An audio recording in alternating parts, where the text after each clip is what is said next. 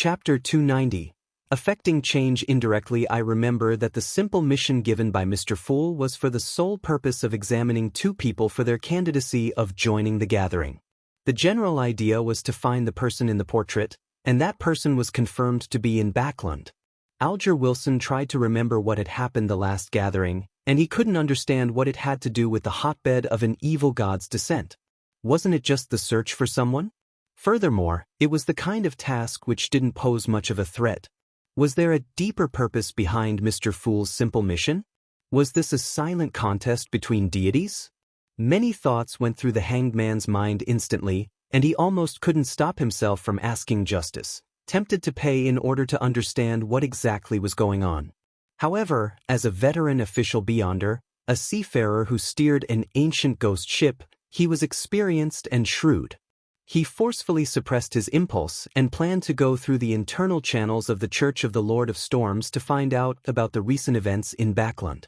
As for Audrey, she instantly understood what Mr. Fool's sigh meant.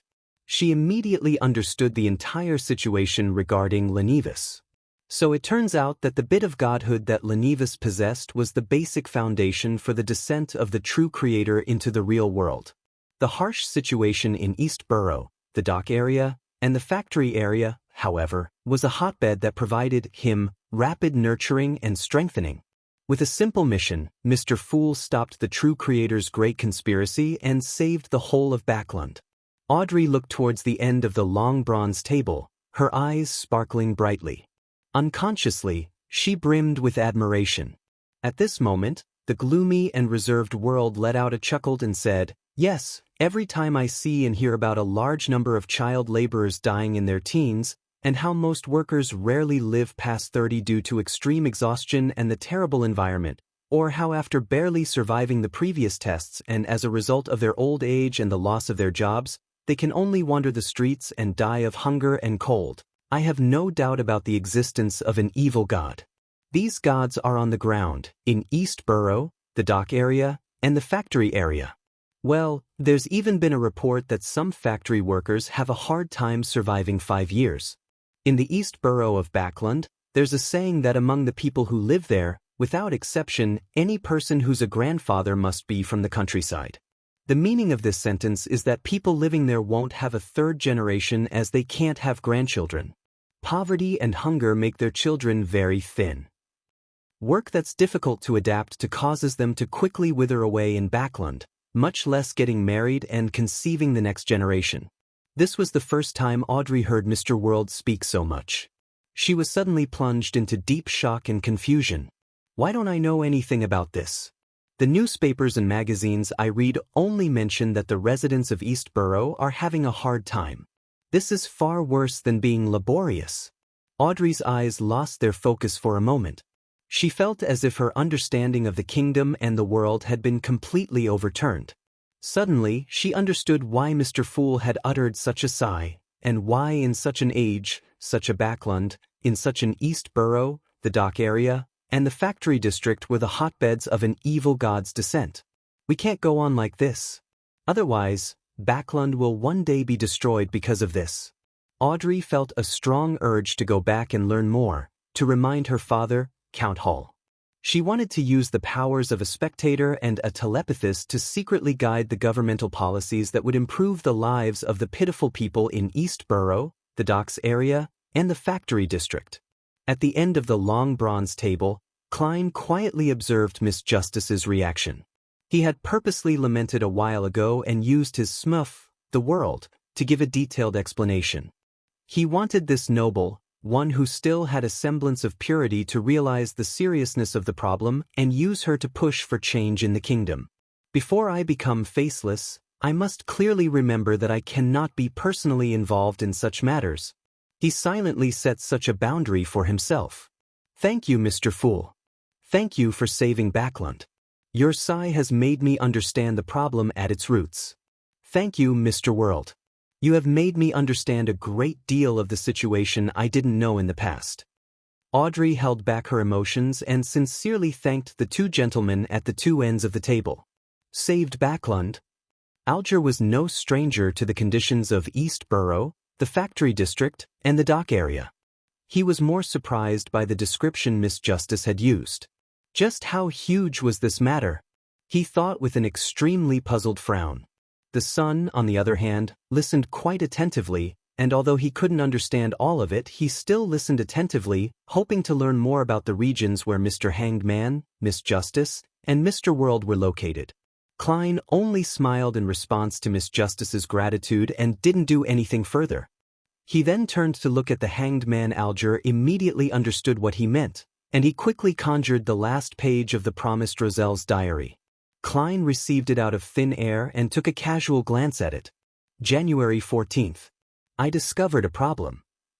If unconscious high-sequence beyonder objects are not sealed, they would unconsciously attract nearby low-sequence beyonders from the same pathway, causing them to come into contact with each other.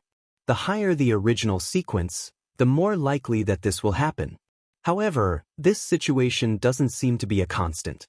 It seems to be intermittent. This diary entry immediately jolted Klein to attention because he had made similar guesses before. After he came to Backland, he soon found himself intertwined with the secret order, with a beyonder of the seer pathway, and thus found himself in an extremely passive and extremely dangerous situation. However, he had also obtained the corresponding sequences 7, 6, and 5 potion formulas as a result. At the time, he had suspected that his transmigration involved secrets that gave him the power to resurrect, and that he would occasionally attract people and objects related to the seer pathway, such as the Antigonus family's notebook or members of the secret order. After seeing this diary entry of Emperor Roselle, Klein suddenly had a new idea. He used the corner of his eyes to scan the thick gray fog and the illusory dark red stars below him. He muttered to himself in silence. Could it be that the one who created that attractive force wasn't me, but this gray fog, the mysterious space above the gray fog? This could also be considered as a secret behind my transmigration. Without any further clues or information, Klein quickly gathered his thoughts and read the second diary entry. January 16th, the taste of a demoness still isn't bad. The corners of Klein's mouth twitched, unsure of what expression he should show. Emperor, I have underestimated you. There's really nothing stopping you. Don't you care about the other person's previous gender? Don't you care about her experience during the pleasure phase? Suppressing the urge to exhale, Klein looked at the last entry in the diary in his hands. January 20th. I finished making the second card of blasphemy. Let me think, where should I hide it? Yes, I plan to disguise it as a bookmark and insert it into a very valuable book. If the person who obtains it isn't someone fated, it would be hard to imagine that the most valuable thing in the book is actually that seemingly ordinary bookmark. Not bad, that's a good idea. Emperor, why can't you explain more clearly? Which book did the bookmark go into? Before I read this, I was so happy thinking that I can follow the clues and obtain a card of blasphemy containing the profound secrets of the deities. Klein was disappointed and let his gaze linger on the last paragraph. I hope that there will be more specific information in the future entries of the Emperor's diary. He comforted himself with this sentence, leaned back, and said with a smile, You can start your discussion freely now. At that moment, the son Derek raised his hand, having learned it from Miss Justice, and said, Mr. World, the beyonder weapon you gave me far exceeds my expectations. I've already accumulated enough contribution points to trade for the ingredients to advance to sequence 8. I'll use the remaining contribution points to hire helpers to obtain a chance to obtain the true root and juice of the mist treant. I'll be able to complete the deal soon. He explained in great detail, worried that his reputation of keeping his word would be suspected and destroyed. Of course, he was telling the truth. Although the axe didn't match some of his expectations for a beyonder weapon, its power shocked him. That axe can create a powerful lightning bolt in just 2 or 3 strikes, and with the temporary boost from my bard's powers, I can easily fight in close quarters with a sequence 7 monster. If I were to encounter a monster that's afraid of lightning, I could even easily finish it. I'm now a light suppliant with a certain level of magical spells. My strength has been raised qualitatively, and I can fight against even more powerful monsters. Derek Berg felt that he had fallen in love with that beyonder weapon. In the City of Silver, Its potency was one of the reasons to like it. The surrounding darkness and monsters in the depths of the darkness forced them to obey this rule for generations. All right. The gloomy world nodded under Klein's control. He then looked around and asked again, "Lady, sirs, do you have any clues regarding the dark-patterned Black Panther spinal fluid or spring of the elves' marrow crystals?" Audrey shook her head without hesitation. After musing for a few seconds, Alger suddenly said, "There will be a grand event held on the Sonia Sea soon. Ships from the 4 pirate kings and the 6 pirate admirals will be participating. I should call them the 7 pirate admirals. Another person has joined the ranks. There'll definitely be transactions of Beyonder ingredients at such an event. It's very likely that the not very rare dark-patterned Black Panther spinal fluid or spring of the elves' marrow crystals will appear. I have the opportunity to participate in this event, but what can you offer in exchange? I'm sure you don't have the potion formula for Wind Blessed and that it'll be very difficult for you to find it in the future too." Chapter 291. Seller and Notary in One High Probability of Appearing. Klein controlled the world and made him laugh deeply. "Yes, I really don't have the potion formula for Wind Blessed, nor will I have the means to obtain it anytime soon. However, I have an incomplete formula for a Sequence 4 potion. Even though it's incomplete, I think you should know its value very well. It can be exchanged for at least 10,000 gold pounds, and most of the time, you can't even buy it with money worth several times that. This is a crucial step that will lead to a human's qualitative change. So, are you interested? The spinal fluid of a dark-patterned Black Panther is worth between 500 and 700 pounds and the spring of the elves' marrow crystals is between 300 and 400 pounds. I believe you'll still need to prepare an additional 9,000 pounds in cash or an item of equal value." Klein had long since speculated that the sequence of the Sun sequence pathway, unshadowed, could be swapped with the same sequence of the Sailor and Reader pathways, and this conjecture had been indirectly confirmed by Mr. A's request and in the information provided in Roselle's diary. It was even suspected to extend to the secret Suppliant and Spectator sequence pathways. Therefore, he believed that the incomplete formula of Unshadowed was an irresistible temptation for the hanged man who was from the Sailor pathway. It doesn't matter if you don't have something worth 9,000 pounds for the time being, you can pay it in installments with Mr. Fool bearing witness. Klein silently added. Currently, he was lacking the spinal fluid of a dark-patterned Black Panther, so he didn't mind letting the hanged man remain on credit. In any case, he didn't need to worry about the possibility of him running away. Well, there are also latent risks. I would be at a huge disadvantage if Mr. Hanged Man suddenly dies. With such an expensive deal at hand, Klein couldn't help but feel a little apprehensive. The incomplete formula of a Sequence 4 potion? An incomplete formula that leads to the path of a demigod? This is something that you can't even buy with money. Audrey's eyes lit up.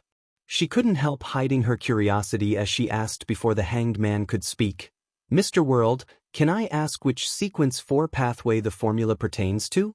If it's not convenient to tell me, pretend I never asked." Mr. World actually has a Sequence 4 potion formula.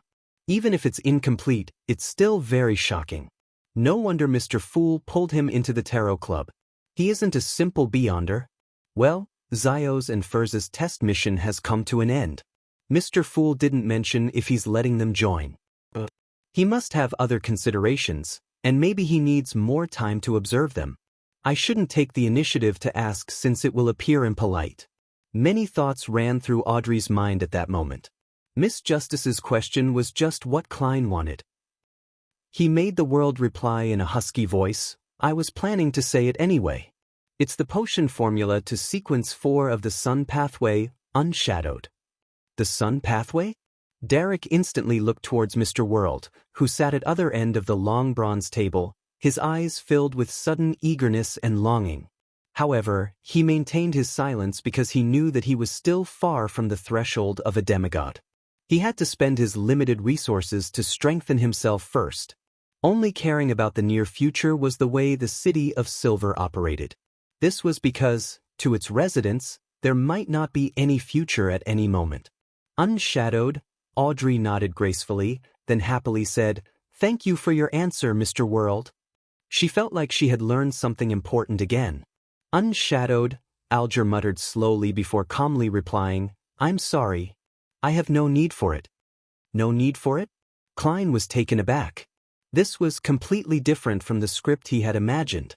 In his shock, he indirectly caused the world to pause, looking incredulous. It took quite a few seconds before he said, "You can first owe a portion. With Mr. Fool as witness, I believe you'll definitely make up for the rest." "No, I really have no need for it." Alger shook his head. No need for it? He really has no need for it? He's confident that he would gain the favor of the Church of the Lord of Storms and be bestowed with the corresponding potion directly? Or does he actually have the Sequence 4 potion formula to the Sailor Pathway? The name was Cataclysmic Inter? Klein quickly thought of two possibilities. What should I do? Don't tell me that I should trade the Witch or Demoness of Pleasure formulas with him. Klein silently mocked himself, deliberately making the world silent for a few seconds before saying, "Other potion formulas, or some secrets I know. Such as secrets of the peak-level sequences." Alger changed his seating posture a little as he deliberated before answering, "I personally know some secrets of peak-level sequences." "How will you guarantee that there's no overlap? How will you guarantee that the secrets you will tell me is equal in value to the dark-patterned Black Panther spinal fluid and spring of the Elves' marrow crystals? We'll each give the peak-level sequence secret to Mr. Fool and let him decide if there's any overlap and determine their values. Mr. Fool, is that all right?" Klein manipulated the world and asked himself this question. Then, he said with a supercilious attitude, "Sure." Alger slowly nodded. "I have no problems with that. Let's begin. I really want to know the secret of the peak-level sequences, but I haven't had any extra money lately to buy it." Audrey looked enviously at the world and the Hanged Man as they each conjured a piece of goatskin parchment. Having never worried about money since she was young, she finally experienced the taste of poverty. Very soon, Klein received the content written by the two members. Without a doubt, he first looked at the goatskin parchment from the Hanged Man and discovered that the content was simple. There was only one sentence. "The peak-level sequence conceals the path to divinity. Otherwise, there would be a need to use other information for the exchange." Klein carefully examined the world's goatskin parchment before chuckling softly. "It doesn't overlap. To most Beyonders, the secrets Mr. World is providing is of no value, but in the eyes of others, it's extremely important. This cannot be measured with money." Hearing this conclusion, Alger immediately fell into a dilemma. To him, getting two Beyonder ingredients at the same time wasn't a small burden. He had to sell many valuable items in order to trade for them. To pay such a price to hear a secret that might not be very useful to him? Alger considered it for nearly 20 seconds before saying, "Mr. Fool, can you provide more hints? I can't make a decision yet." "Can't make a decision?" The corner of Klein's mouth moved slightly. He knew that the words he had said to maintain his image had the opposite effect and had been ineffective. He hesitated for a moment and then smiled. "The content he describes is a detailed supplement to the secret you know." Detailed supplement? A detailed supplement to the path to divinity? Alger didn't hesitate any longer. He turned his head to look at the world and said in a terse and firm voice, "Deal."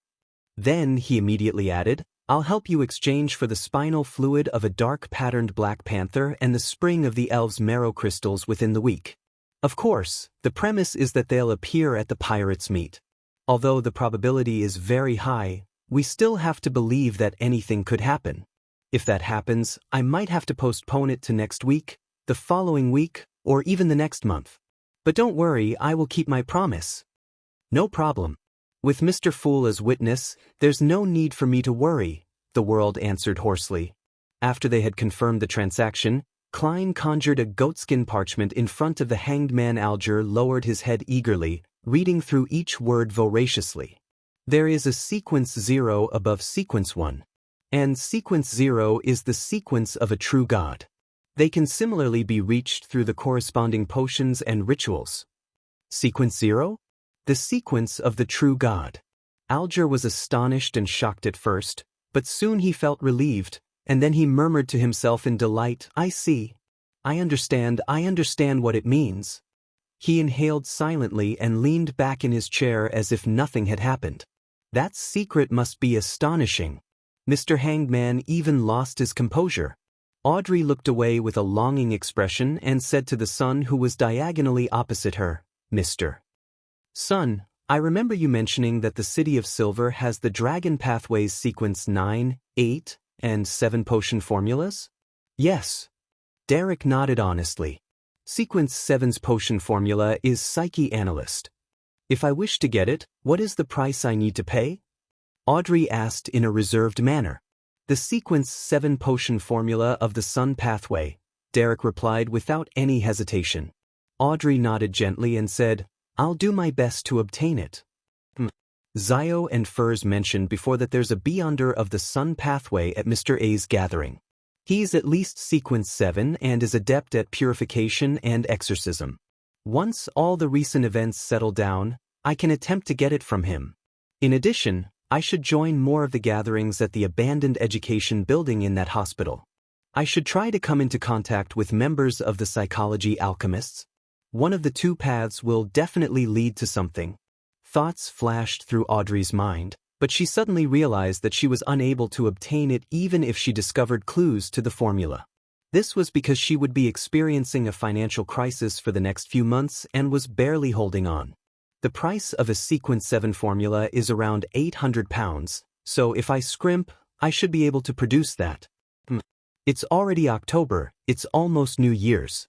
I'll be an adult then, and I'll have the freedom to handle a lot more of my money. Or should I use the knowledge I was taught by Mr. Fool to trade? I wonder what attitude he has towards this kind of behavior. Audrey's thoughts gradually dispersed. She decided to wait until there was hope for the formula before she asked Mr. Fool. The transaction segment came to an end. Klein originally wanted to use the knowledge he knew to exchange for a mystical item without many negative effects, but after sensing how tight the Hanged Man was, he knew that the other party would pay a large price for those 2 Beyonder ingredients. It was unlikely that he had any extra assets, so he could only give up in regret. As soon as the free exchange segment began, Alger took the initiative to mention, Rear Admiral Hurricane Kalangos's ship and crew was subdued, giving rise to a new pirate admiral. Chapter 292. Exchanging news. Audrey was interested in the pirate admiral and asked, What's his name? What was his current title? There hasn't been any related news in Backland. Alger nodded slowly. She's a lady and was a famous pirate in the past. You should have heard of Ailment Girl Tracy, right? No, I don't know much about such things. Audrey shook her head in honesty. Sitting at the end of the table, Klein added inwardly. Alger fell silent for 2 seconds, and without wasting any time explaining, he said, In short, she subdued the crew of Kalangos's crew last month. She proved herself with actual action that she had the strength of a pirate admiral. She changed the name of Kalangos's ship to Black Death and calls herself Rear Admiral Ailment. In the past, she acted independently and was someone who specialized in curses, black flames, and ice. Her enemies would always suffer from sudden ailments of various kinds. At present, no one knows which pathway she belongs to, but they're certain that she's at Sequence 5. Audrey listened with relish. She blinked her eyes and requested curiously, Mr. Hanged Man, can you introduce the 4 pirate kings and the other 6 pirate admirals in detail? I've only heard of their names and titles, but I don't know what Beyonder powers they are equipped with. Alger looked around and saw that both the sun and the world were showing signs of attentiveness. He nodded slightly and said, That wouldn't be an issue. The strongest pirate king is the king of the 5 seas, Nast. He claims to be a descendant of the 4th epic Solomon Empire. Not only is he a high-sequence Beyonder, but he possesses the terrifying ghost ship, Dark Emperor, a relic of the Empire. He's adept at using order. He can pull his enemy into combat, in a domain that he's best at, and create fascinating effects. He's also the oldest pirate in the world. Rumor has it that he's over 100 years old, and he has been active in the 5 seas since the Roselle era. No one knows exactly how old he is. Of course, compared to the other pirate kings, there's a lot of information about him. As for the owner of Dawn, all we know is that she's a beautiful woman. She was once a warlock and is now a demigod. She calls herself Queen Mystery. After introducing the 4 kings, Alger changed the topic to the 6 remaining pirate admirals. The owner of the Black Tulip, Ludwell, was once a subordinate of the King of the 5 Seas. Later, he became independent and calls himself Admiral Hell. Rumor has it that he's established certain connections with the numinous episcopate. He's a powerful medium and can control all sorts of creatures in the spirit world. He's terrifying and odd. Rumor has it that he possesses a ring left behind from the ancient era's death. Admiral of Stars Catlia was once a follower of Queen Mystery, but they've long become estranged. The reason for that, according to rumors, is because she joined a particular secret organization angering Queen Mystery. And according to the information I know, this secret organization is the Moses Ascetic Order.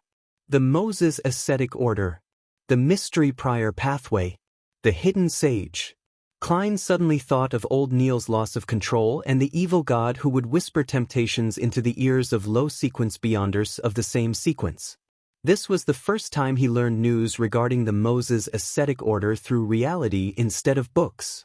Then, Alger introduced Admiral of Blood Senior, who was suspected to be non-human, Rear Admiral Deep Sea Howl Constantine, who possessed a bloodline that was partially from sea monsters, Rear Admiral Iceberg Edwina Edwards, and Rear Admiral Dusk Bulatov Yoan. Thank you so much for sharing. I'm beginning to yearn for the sea, Audrey said, filled with longing. I don't know when I'll be able to truly travel. No, Miss Justice, it's absolutely not as nice as you imagine. From my point of view, it's an amalgamation of blood, chaos, murder, desire, and horror. Alger calmly doused her enthusiasm. Audrey nodded and switched topics. There have been 11 serial murders in Backlund recently, but one of them has been proven to be a copycat crime. The serial killings are against women who were street girls but are now working normal professions. The murderer cuts open their stomachs and removes all of their internal organs. This sounds like something to do with devil worship. Was it done by someone from the Blood Sanctify sect? Alger instantly made a guess. I don't know. The murderer hasn't been found yet. Audrey yearned to become a detective, bringing Susie along and capturing that cursed murderer. At this moment, Derek blurted out in a daze, I know about such rituals. He knows? That's right. Before the Cataclysm, especially during the Second Epic, devils were active in the real world where they lived on the ground. They were the object of hatred for both giants and dragons. It's normal for the City of Silver to have relevant records. Their history hasn't been tampered with, nor has there been any blanks over the generations. Klein looked thoughtfully at the son, waiting for him to say more. You know about this? Audrey asked in joy. Derek nodded. It's mentioned in our devil studies. It's rather ancient. The devils use it as a ritual to supplement their advancement, typically used when advancing from sequence 6 to sequence 5. It's not a ceremony to please the devil, but a ceremony for the devil to assist them in advancing? Audrey asked in surprise. Derek replied very seriously, that's right. The Abyss Pathway's sequence 6 is called Devil. This is also the origin of that race's name. The Abyss Pathway? Before the Cataclysm, the Devil Pathway was called the Abyss Pathway, and Devil is only the name of sequence 6. Sequence 0b Abyss. Again, Klein discovered the value of the sun. A lot of knowledge and mysteries were lost across the river of history, but the City of Silver still possessed them. Is that so? Audrey nodded indiscernibly. Mr. Sun, are you aware of the actual details of the ritual? Derek nodded and said, the minimum requirement is 13 and the highest is 49. The more complete the ritual, the higher the chance of advancement. Between 2 murders, there must be a minimum of 3 days. Otherwise, it would be easy to lose control, but the interval will also not exceed 9 days. That will cause the ritual to be reset. Every time a murder occurs and after every partial ritual, the devil will eat the victim's organs. From this point on, he'll be in a violent and bloodthirsty state, wishing to harm others until that desire is satisfied once again. That's really scary. Audrey sighed from the bottom of her heart, feeling that she couldn't even bear to imagine it. Klein sat in the thick gray fog, quietly listening and remembering. After discussing the case of the serial killer, Audrey looked at Alger and organized her words. "Mr. Hanged Man, there's something that I've been wondering about. I've attended several Beyonder gatherings and find that very few people sell potion formulas. Even if there is one, it would be very difficult for the transaction to close. Why is this?" Alger chuckled and said, "That's because a potion formula is easy to fake, and Beyonder gatherings are relatively hidden and not too binding. Therefore, no one dares to risk their lives. Are you going to prepare 2 sets of Beyonder ingredients and conduct an experiment with animals first? That price is too high." Audrey suddenly felt a little guilty. Moreover, that's not the only extra cost. Animals can lose control more easily than humans after taking potions. You have to hire a few Beyonders to protect you to prevent you from dying during your experiments. So, for most Beyonders, even if a formula appears, they wouldn't dare buy it, Alger added. Audrey felt even guiltier. Alger didn't notice her reaction and continued. "Because of this, unless the host or a member of the gathering has the ability to appraise the authenticity of the potion formula and has already won the trust of most members, it's difficult for a formula trade to close." "Well, the old Mr. I of Wisdom can. Mr. A is a shepherd, so he should be able to." Klein leaned back in his chair and muttered something to himself in silence. A thought flashed through Audrey's mind as she asked, "Can't it be done by making an oath?" "Honorable lady, this is an underground gathering. Do you think it's suitable to make an oath in the name of one of the 7 orthodox gods? This isn't something that can be resolved with an oath. A corresponding ritual is needed." Alger chuckled. "As for other evil gods or devils and mysterious existences like the hidden sage and the true creator, unless they're believers who would dare to swear an oath in their name, wouldn't they be wishing death upon themselves?" At this point he sighed. In addition, without them knowing the acting method, potions easily lead to a loss of control, easily turning people into monsters. Furthermore, the corresponding ingredients are hard to obtain and rather expensive. Therefore, as long as the 7 churches don't allow such trades to be officially recognized, there's no need for them to deliberately control the spread of potion formulas on a wide scale, much less talk about advancement. "So that's how it is," Audrey murmured to herself, clearing a huge question in her mind. "No wonder." Klein suddenly came to a realization.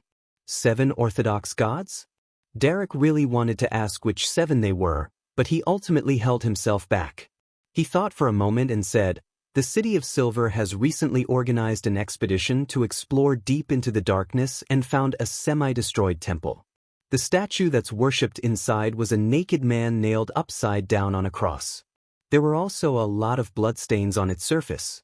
Do you know which god that is? This is the true creator. The forsaken land of the gods actually has a temple of the true creator. Judging from what the sun said, the true creator shouldn't exist before the cataclysm. Otherwise, it would be impossible for the City of Silver to not recognize it." Klein used his clown ability to control his expression to prevent the shock from showing on his face. Justice, the Hanged Man, and the world exchanged looks, shook their heads, and said in unison, "We don't know." Just as they finished speaking, they heard Mr. Fool in the gray fog say in a deep voice, "That's the fallen creator." Chapter 293. Derek's Worry, the Fallen Creator? Derek frowned immediately. The residents of the City of Silver had always believed in the omnipotent and omniscient God, the Lord that created everything. Therefore, when he heard a similar name with the word fallen tagged to it, he couldn't help but instinctively reject and feel uncomfortable about the notion. Fallen creator. That's the way Mr. Fool addresses the true creator. So that's the image of this evil god. But why would his statue and temple appear within the City of Silver's exploration confines? That place is suspected to be the forsaken land of the gods. Or perhaps, before it was abandoned by the gods, there was already the faith of the true creator. Could the holy residence that the Aurora Order always talks about be the forsaken land of the gods? Many thoughts came to Alger, but he couldn't make an accurate judgment because the history before the cataclysm had long evolved into myths and legends. It couldn't simply be described as information shrouded in fog. He thought for 2 seconds and deliberately said, "We have another name for the fallen creator. It's the true creator. The faction that believes in him is in control of the beyonder pathways such as the secret suppliant, listener, and shadow ascetic. The subsequent sequence includes the shepherd you mentioned before." Shepherd? The silent Derek sat up straight, his eyes filled with horror. He wasn't unfamiliar with the beyonder pathways which the hanged man had referred to, other than some of the sequences being described with similar words in the City of Silver. For instance, the whispered and listener. So that strange and evil statue represents the secret suppliant pathway. Elder Lovia is already a shepherd. She's been acting more and more strangely. Derek suddenly started to worry about the 6-member council's newly advanced elder and the safety of the City of Silver. In the past, when they explored the surrounding areas, the City of Silver had found a few cities that were completely destroyed. In those places, only a few pieces of rubble had been carved with words that proved the existence of such a civilization. These words were all variations of Dragonese, Jotun, and Elvish, and most of them repetitively described one kind of existence. That existence was called Evil God. The residents of the City of Silver who was involved in the expedition were guessing that those cities were destroyed by evil gods. So, after finding out that Elder Lovia's pathway was probably controlled by an evil god, how could Derek not be shocked, worried, and terrified? He returned to his taciturn state, disappointing Audrey, who had been waiting to hear more stories about the City of Silver. After so many gatherings, after her purchase of the dragon race's intelligence, her interest towards the City of Silver had grown even more. His reaction is a little different from what I expected. Alger observed calmly for a while, but he failed to gain anything from it. For a moment, he couldn't find a point of entry into the conversation. And if he asked directly, he suspected that the son would request payment, which wasn't an easy task for him since he was burdened with the debt of 2 beyonder ingredients. It was at this moment that they simultaneously heard the sound of the table being tapped gently. Klein concealed his fatigue with the thick gray fog and said with a chuckle, "Let's end today's gathering here. Your will is our will." Audrey immediately stood up and curtsied with her illusory skirt. The hanged man, the sun, and the world successively replied with similar words.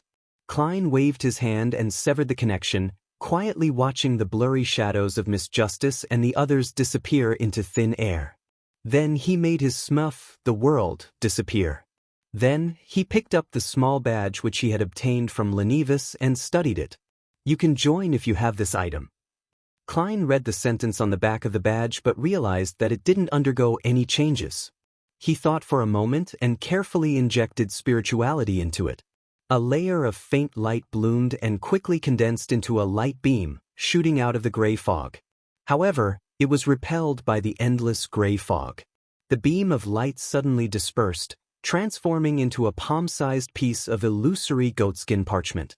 On it was written in ancient Faesac, January 4, 1350, 8 p.m., in Bobber Valley. A simple communication device in the field of mysticism? It sends out messages, requests synchronization, and gets the latest rendezvous time and venue? Klein recalled the scene he had just seen and made a preliminary judgment on the use of the badge. 1350, that's next year. The Bobber Valley lies in the area before the Tussock River enters Backland. The time is precise, but the venue is vague. It's a valley that's almost 100 kilometers long. Perhaps this badge can be used as a location tool when one gets there. Klein turned the badge over and over with interest, trying to figure out the corresponding symbols, incantations, and characteristics to see if he could copy one himself. Unfortunately, since he was no longer part of the Nighthawks, his knowledge in mysticism was still at the same level as before. He had no opportunities of improving it further. Therefore, after studying it for a few minutes, he could only helplessly give up. As for the phrase, "You can join if you have this item," Klein's plan was to not consider it for the time being. If I can become a faceless by the end of this year, then I can head there in disguise. Otherwise, forget it, Klein silently said to himself. Then he turned his attention to the matter of advancing to magician. The true root and juice of the miscreant is likely in the bag with the sun. If my luck isn't too bad, I should be able to get the spinal fluid of a dark patterned Black Panther this week. Sequence 7, a mid-sequence. I can already see and touch it? How should a magician act? As he thought about it, Klein began to consider specific issues. Due to his experiences before and after his death and resurrection, he instantly comprehended the true essence of clown. Therefore, in this month or so, he only needed constant acting in his daily life to gradually digest it. He didn't need to make further summaries and adjust it according to the feedback. After killing Lenivus and attaining his initial revenge, the clown potion was completely digested the moment he was laughing amid tears. This wasn't the same as the process in which Klein first digested the seer potion. It was considered a special case, and now he had to return to such a situation with the magician's acting. The true essence of magician, to pass off the illusory with the genuine? According to what Zaratul said in the Emperor's Diary, although the main focus of this pathway isn't fate, a portion of it still belongs to it. So, there must be something corresponding to it? For example, it might seem that fate can be changed to a certain extent, but in the end, it turns out to all be an illusion. It's just a magic trick that fools you? Klein rubbed his temples, then wrapped his remnant spirituality around himself and descended into the gray fog. St. George's Borough, in a 2-bedroom apartment. Fortunately, I prepared another place like this. Otherwise, I wouldn't even know where to hide. Furs stared into the mirror and removed her dropping hair. That's right, Zio replied weakly, lying in bed. I just read in the newspaper that Lenivus is dead, but this matter involves godhood, so it won't end so soon. We have to hide for a while. No, it's you who's going to hide, not me. I'm an upright clinical doctor, the author of a bestseller. Furs looked at herself in the mirror and began putting on simple makeup. Zio couldn't provide a rebuttal as she slowly sat up and said, "Thankfully I was sufficiently clever and possess rich experience. When I got someone to make the report, I didn't directly say that it involved the godhood of the true creator. I only described it as seemingly very dangerous and that the target had experienced huge changes like he was praying to evil gods. If not, I wouldn't even dare to stay in Backland. To be embroiled in high-level battles sure is troublesome and dangerous. I don't want to take on any more of Miss Audrey's missions again." "Really?" Furs asked without looking back. Zio fell silent for a few seconds and said, "Actually, there was no need for us to mention the godhood. Since Miss Audrey was able to discover this on her side, the Church of the Goddess would definitely be capable of doing so. They've most likely killed Giant, right?" "I can't be sure," Furs replied without mincing her words. Zio froze, then let out a long, slow sigh. Furs stopped what she was doing, turned her head to look at her, and said, "This mission was basically completed by you, so I won't be sharing the payment with you. There's a total of £200, so with the £70 you've saved up, even if you deduct the expenses, you should be close to obtaining the first Beyonder ingredient for the sheriff potion. But I wouldn't be able to receive the £100 from the police so quickly." Zio pursed her lips. This wasn't to say that the police wasn't willing to give the bounty money, but that she couldn't take it directly. She had to go through the friend who had helped her deliver the clues, that was the official bounty recipient. Since she believed that this matter would definitely cause a huge ruckus, she didn't have the guts to find her friend anytime soon. As for whether that friend would usurp the bounty, she was quite confident. The other party had helped too many shady bounty hunters before. It was fine to take a commission, but if he dared to directly usurp all of the bounty money, he would have already died in some unknown dark alley. "But it will ultimately belong to you." Furs paused for 2 seconds and seriously asked, "When you've collected enough money, will you contact the masked guy and work for him so that you can purchase the corresponding ingredients from him?" "No, unless I can't get it anywhere else and that there's no hope." Zio gave her answer. In Empress Borough, the opulent villa of Count Hall. Audrey was still reminiscing over today's gathering when she suddenly saw her personal maid, Annie, coming over with a piece of paper. "Miss, here's your telegram." Annie smiled and said, "It's from the east coast of Balam." "Alfred's?" Audrey happily received it and read it carefully. Dear sister, the rainbow salamander that you asked for has arrived at Pritz Harbor last night. My orders are to deliver it to your manor in the suburbs. Arrived last night? Then it'll be delivered to my manor as early as today and by the latest, tomorrow. Audrey tilted her head to the side and looked at Susie, who was fighting with her snacks. With a shallow smile, she said, Susie, the gift I prepared for you is almost here. Woof. Susie looked at her mistress in confusion. Chapter 294, Admiral of Star's Ring. Klein circled the lawn behind Leopard's house a few times on the bicycle the inventor had just completed. It's not bad, it's just as I expected, but there's no need to make a lone standing bell. The cyclist won't be able to free a hand when they encounter a situation. You can combine the bell to the handle. This will make it simpler and more adequate for situational developments. Klein's right hand clasped the brake tight, slowing the bike down to a stop. Meanwhile, he placed the bell in his left hand back to its original spot. Leopard thought for a moment. Yes, that's right.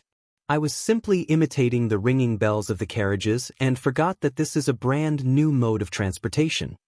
At this point, he looked at Klein, who was getting off the bike with great familiarity, as he placed it on a rack. You give me the feeling that you've ridden a similar type of transportation tool before, and you rode it very well. I'm sure all the other bikes on the market are very flawed and very different from my bike. Sir, do you have time to learn more about bicycle sharing systems? As a clown, I should actually be able to ride a unicycle? Klein silently lampooned before smiling. This has nothing to do with experience, the key is outstanding balance and exercise. He quickly changed the subject. But based on your introduction just now, the production cost is quite high, and it's quite at odds with our product's market segment. You have to come up with a plan as soon as possible to reduce the cost, and you have to understand that nobles, magnates, and other people of the high classes of society will definitely not choose to ride their own bicycles. It would be disgraceful, and the same goes for the middle class with an annual income of £300 or higher. Our target audience are clerks, postmen, so-called working-class aristocrats, and people who earn between £70 to £300 a year. This is just a prototype, a term invented by Emperor Roselle. It's normal to have a high cost. If the subsequent industrialization is successful, I believe it wouldn't be a problem to lower it to £6. If we can find a cheap replacement material for natural rubber, it'll be even better. That's the most expensive component. Leopard had long considered this problem as he replied. Unfortunately, no crude oil has been found in this world yet. I wonder if it actually exists or not. Can refined coal tar be a replacement in this aspect? I don't know about this at all. I'm neither a student of this profession nor a savant. Klein thought for a moment and said, if the cost can be kept below £4, we'll be rich. As for the cheap material used to replace natural rubber, you can go through Roselle's manuscript. Maybe he has some ideas. Yeah, Leopard said before he suddenly added, speaking of which, I just remembered that there will be an Emperor Roselle Memorial Exhibition at the Royal Museum next week. It's organized by the Church of the God of Steam and Machinery. Rumor has it that there will be the original blueprints of Emperor Roselle's inventions and all kinds of relics. The original invention blueprints and all kinds of relics? Klein's heart skipped a beat and pressed, when is it exactly? I'm very interested. From next Tuesday to next Friday, every day from 9 in the morning to 6 in the afternoon. Although Emperor Roselle was once the enemy of the kingdom, the allure of his legendary life hasn't declined because of this. I'll take some time out of my schedule to visit the exhibition. Klein fished out his bulging wallet and took out 2 £10 and 2 £5 notes. Here's the second payment. Use it to study how to cut costs and make the most perfect application at the patent office. If you don't have a lawyer you know, I can introduce one, and the last £20 will be given to you next week to find new investors and complete the industrialization of the product. Of course, I'll also help you get in touch with people who are interested. He had never thought of monopolizing the profits of a bicycle. First, he lacked the money for mass production, and second, he believed that he lacked the social connections needed for industrialization, promotion, and sales. He could barely do it himself or hire people to do it. It was hard work with no guarantee of success. It was even possible that he might make a loss. In that case, it would be better to bring in new investors with relevant resources and channels and let the professionals handle the professional work. More importantly, he would then have the opportunity to cash out a certain amount of shares in advance, accumulating the resources and cash that he needed to advance to Faceless. He wanted to avoid running into a situation where he encountered the ingredients but lacked the money to buy them. Besides, I have no intention to be a bicycle tycoon. My identity is sensitive. I should stay away from things that might draw society's attention towards me before I become a Faceless. I'm acting as a magician, not a businessman or a factory owner. Klein sighed in his heart. I know several lawyers. Leopard muttered and received the second round of investment funds. Why don't you go to the bank and apply for a loan? When we get the patent, I'm sure that a bank will loan us money, like the Backlund Bank or Varvat Bank. We're not just bringing in investors, but resourceful channels, connections, and skills. Do you understand? Klein explained with a smile. He then put on his hat and said, when you've applied for a patent, send me a letter. You know my address. On the Sonia Sea stood an island with an extinct volcano. One by one, ships with masts and sails approached the shore, crowding up the reasonably sizable wharf. The sound of the pirates singing, shouting, laughing, cursing, and cheering filled the air, turning the place into a sea of revelry. The hanged man, Alger Wilson, stepped off the Blue Avenger and climbed a cliff not far away and watched all of this in silence. With the exception of the 4 kings and the 7 pirate admirals, the rest of the pirates only received the news of the event a week ago. Most of them won't be able to arrive in time, as this will prevent the navies of the different countries and the powerful beyonders from the various churches to launch an assault. Alger watched the pirates carrying out buckets of ale without his attention on them. He knew that the Lone Kingdom already had a new generation of ironclad warships, but he wasn't worried about meeting one here. This was because only 4 months had passed, and the advertised invincible fleet still needed more ironclad warships and different types of ships for support, as well as the time to train military officers, sailors, and gunners. There was no way they could create a combat force without a year's time. Even as Alger's thoughts drifted away, the pirates on the ships and wharf suddenly cried out in alarm. Some ran deep into the islands, some hurriedly steered their ships away from the wharf, as if they were running from devils and the plague. In just a few minutes, the bustling scene from before was reduced to a desolate mess and silence. Alger turned his head to look at the sea and saw a ship painted black with a huge white flag with a skull hanging from its mast. The skull was pitch black, and its eye sockets burned with a ghostly blue flame. Black Death? Alger whispered. He understood why the pirates had scurried off. Wherever Rear Admiral Ailment Tracy passed, she would leave a wake of people who got sick for no reason. Black Death approached the shore slowly as a figure wearing a white linen shirt and dark red coat appeared at the ship's bow. The figure was quite a beautiful lady, and she also exuded a heroic vibe. Her beautiful black hair was coiled up high, and she had a white scarf wrapped around her head. She wore beige pants and had a tall and slender figure, and it had no lack of elegance. What attracted the most attention was the woman's long, straight eyebrows and the sharp, bright blue eyes. As she looked around, her eyes would occasionally lose focus, making her look adrift and exceptionally alluring. A wandering poet who had mixed himself with the pirates had arrived at the edge of the cliff at some point. He began reciting, "She will always be a girl. She indeed brings ailments. Sick. My mind is full of her." A number of pirates who left gathered once again as they looked at Ailment Maiden Tracy, mesmerized. Alger held back his feelings of contempt as he glanced at the pirates and scoffed inwardly. Truly a bunch of fellows with no future or will. All they knew was hide moments ago, but now they've become seduced by her beauty.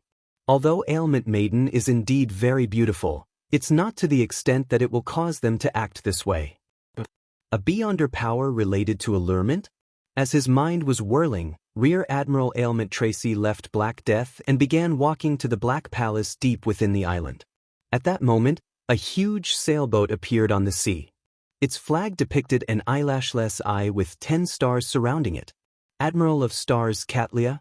Alger nodded gently and muttered silently. Since the Black Death and the other ships were already docked at the wharf, the huge ship didn't approach the shore. Instead, it went around to the sheltered cliff and anchored. Soon after, the gloomy skies suddenly lit up and bits of stellar radiance sprinkled down, condensing in the air to form a transparent long bridge. It led from the giant sailboat to the palace. A woman stepped onto the long bridge and began strolling through the air. She wore a black, classical robe with numerous symbols and magic characteristics inscribed on it. The most obvious one was a mysterious eye with no eyelashes. Hanging on this woman's waist, there was a celestial globe and a short scepter. She resembled powerful warlocks who were active in the fourth epoch according to folklore.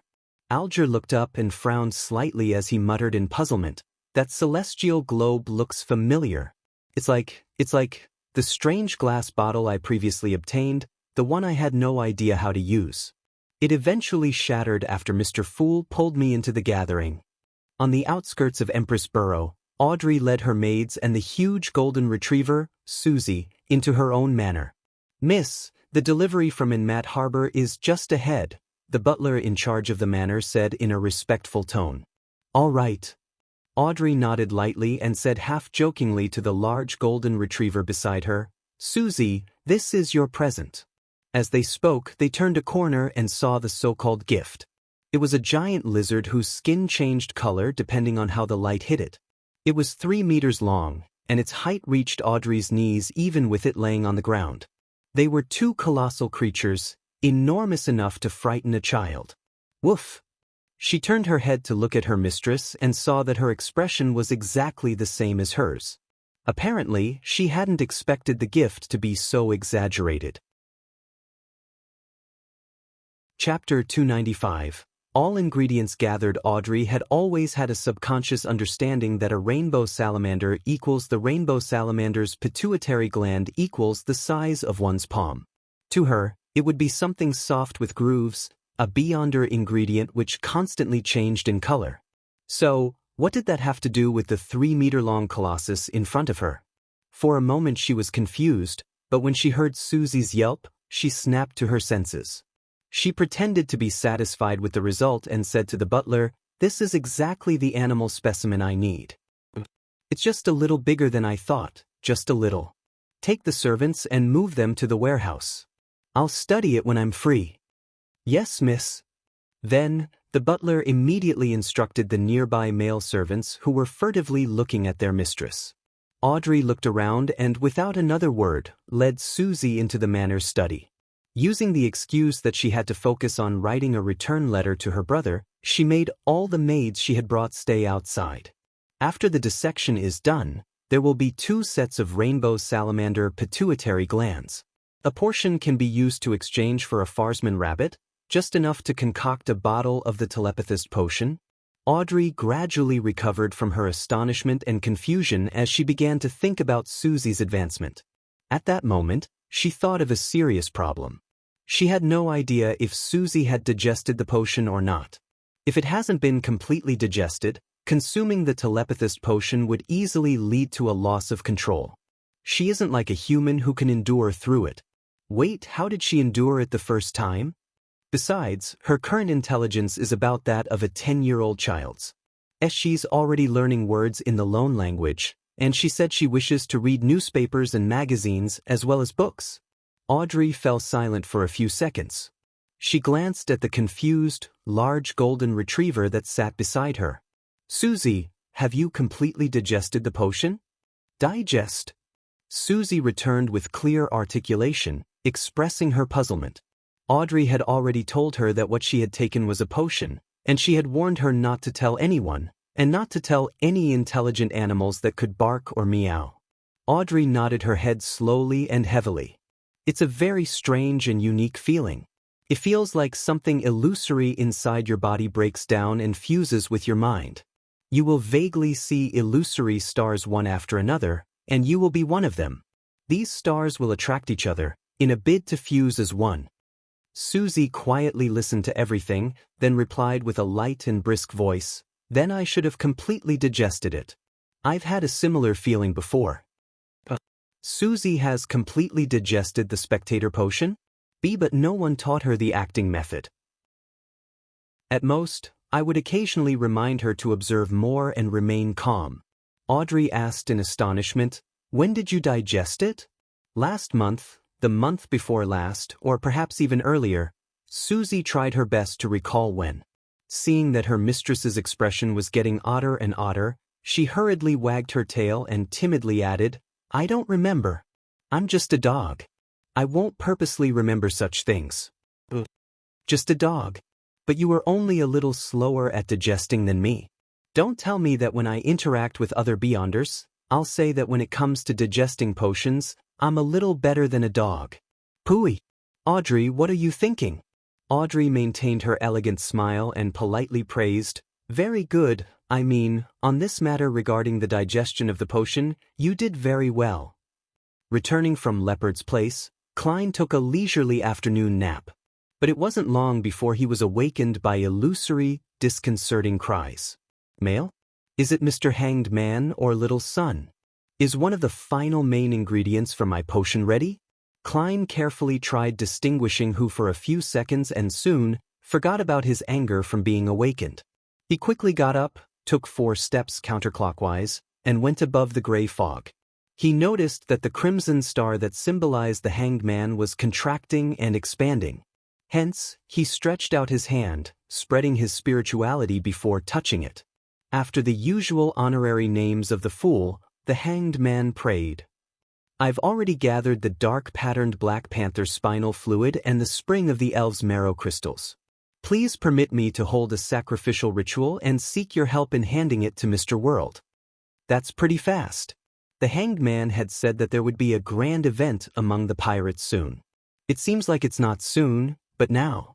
He always holds back when speaking, never fully speaking the truth.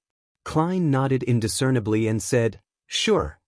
After a simple sacrificial ritual, Alger resisted his urge to ask Mr. Fool if the celestial globe on Admiral of Stars Catlia had anything to do with him. At this moment, Klein had already forgotten about him and was admiring the 2 Beyonder ingredients on the surface of the long bronze table. The dark patterned Black Panther spinal fluid was a seemingly translucent liquid, but if one looked carefully, they would discover that its clarity was also divided into different levels. The lower one went, the more transparent they were at distinct levels. It fully satisfied someone with an obsessive-compulsive disorder. The spring of the elves' marrow crystals was similar to a faded egg. Its shell was very thin, and it looked like it could easily shatter at a touch. Even without shaking, one could still hear the sound of swishing water inside. I should be able to get 300 pounds and a formula clue. My magician is only short of the true root and juice of the Miss Treant. I wonder when Little Sun will complete the mission. Klein waited in anticipation. As for the other supplementary ingredients, he had already bought them at various stores. For example, the droplet gem he needed to buy was purchased from a jewelry store and he had ground it into powder. 5 grams was about 2.5 pounds. The son, Derek, didn't keep Klein waiting long, and on Wednesday evening he whispered a prayer to the fool that he had prepared the true root and juice of the Miss Treant and asked him to pass them on to the world. The Miss Trent's true root was heart-shaped, brown, palm-sized, and wrinkled. It looked like an old man's skin, but its back was as smooth and exquisite as a gem. It was slightly expanding and contracting, as though it had a certain amount of vitality. Its juice was light green and sparkling, making it look very delicious. Klein just looked at them, feeling a little smug. In the present day and age, Sequence 7 was the threshold of a mid-sequence Beyonder. This meant that a Beyonder would finally be able to bid farewell to the state of being only slightly stronger than ordinary people in certain aspects. They would be able to wield a relative abundance of Beyonder powers. Klein slowly exhaled, returned to his bedroom, and summoned himself to bring the Beyonder ingredients into the real world. He didn't prepare any additional vessels.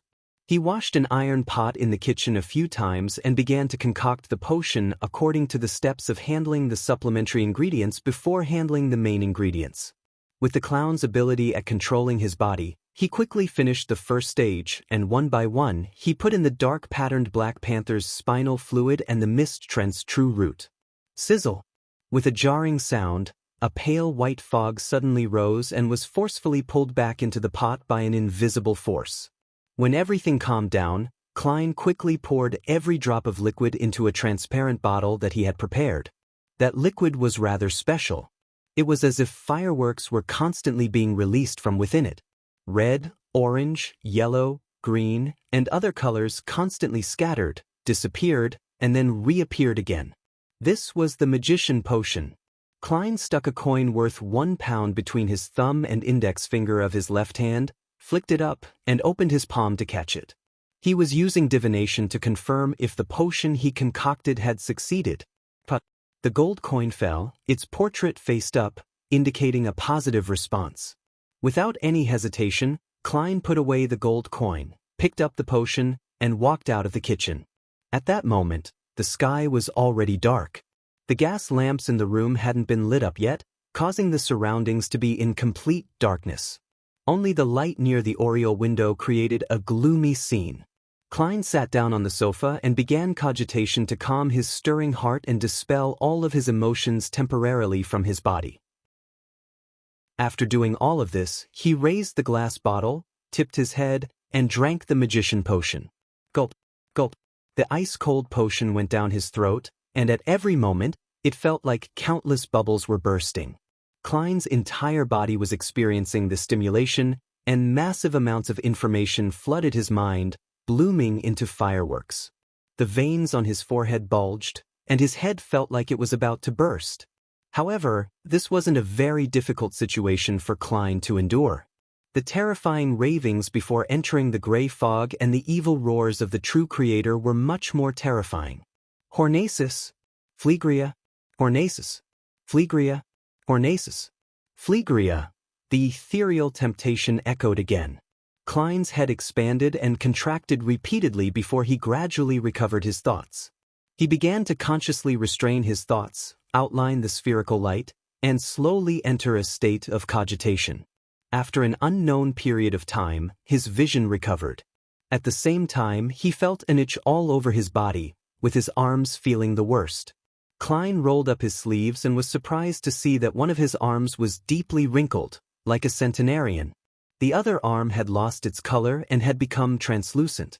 He could directly see his blood vessels, muscles, and veins. Could it be that I had nearly lost control? No, it shouldn't be. This should be the remnant influences. Klein sat on the sofa in the dark, leaning forward as he watched the anomaly in his arms warily, as if it were a breeding ground for monsters. And all of this had nothing to do with Klein. He sat quietly on the sofa in the darkness, watching his creased skin and the translucent state of his arms slowly recover. 5 to 6 minutes later, Klein silently sighed as everything finally returned to normal. It's a good thing that no one came knocking on the door or ringing on the bell. I only chose to advance after completely digesting the Sequence 8 potion. With such severe effects, it would be hard for those beyonders who depended on time to grind through the potion. It really is difficult to pass this stage. No wonder Captain took 9 years.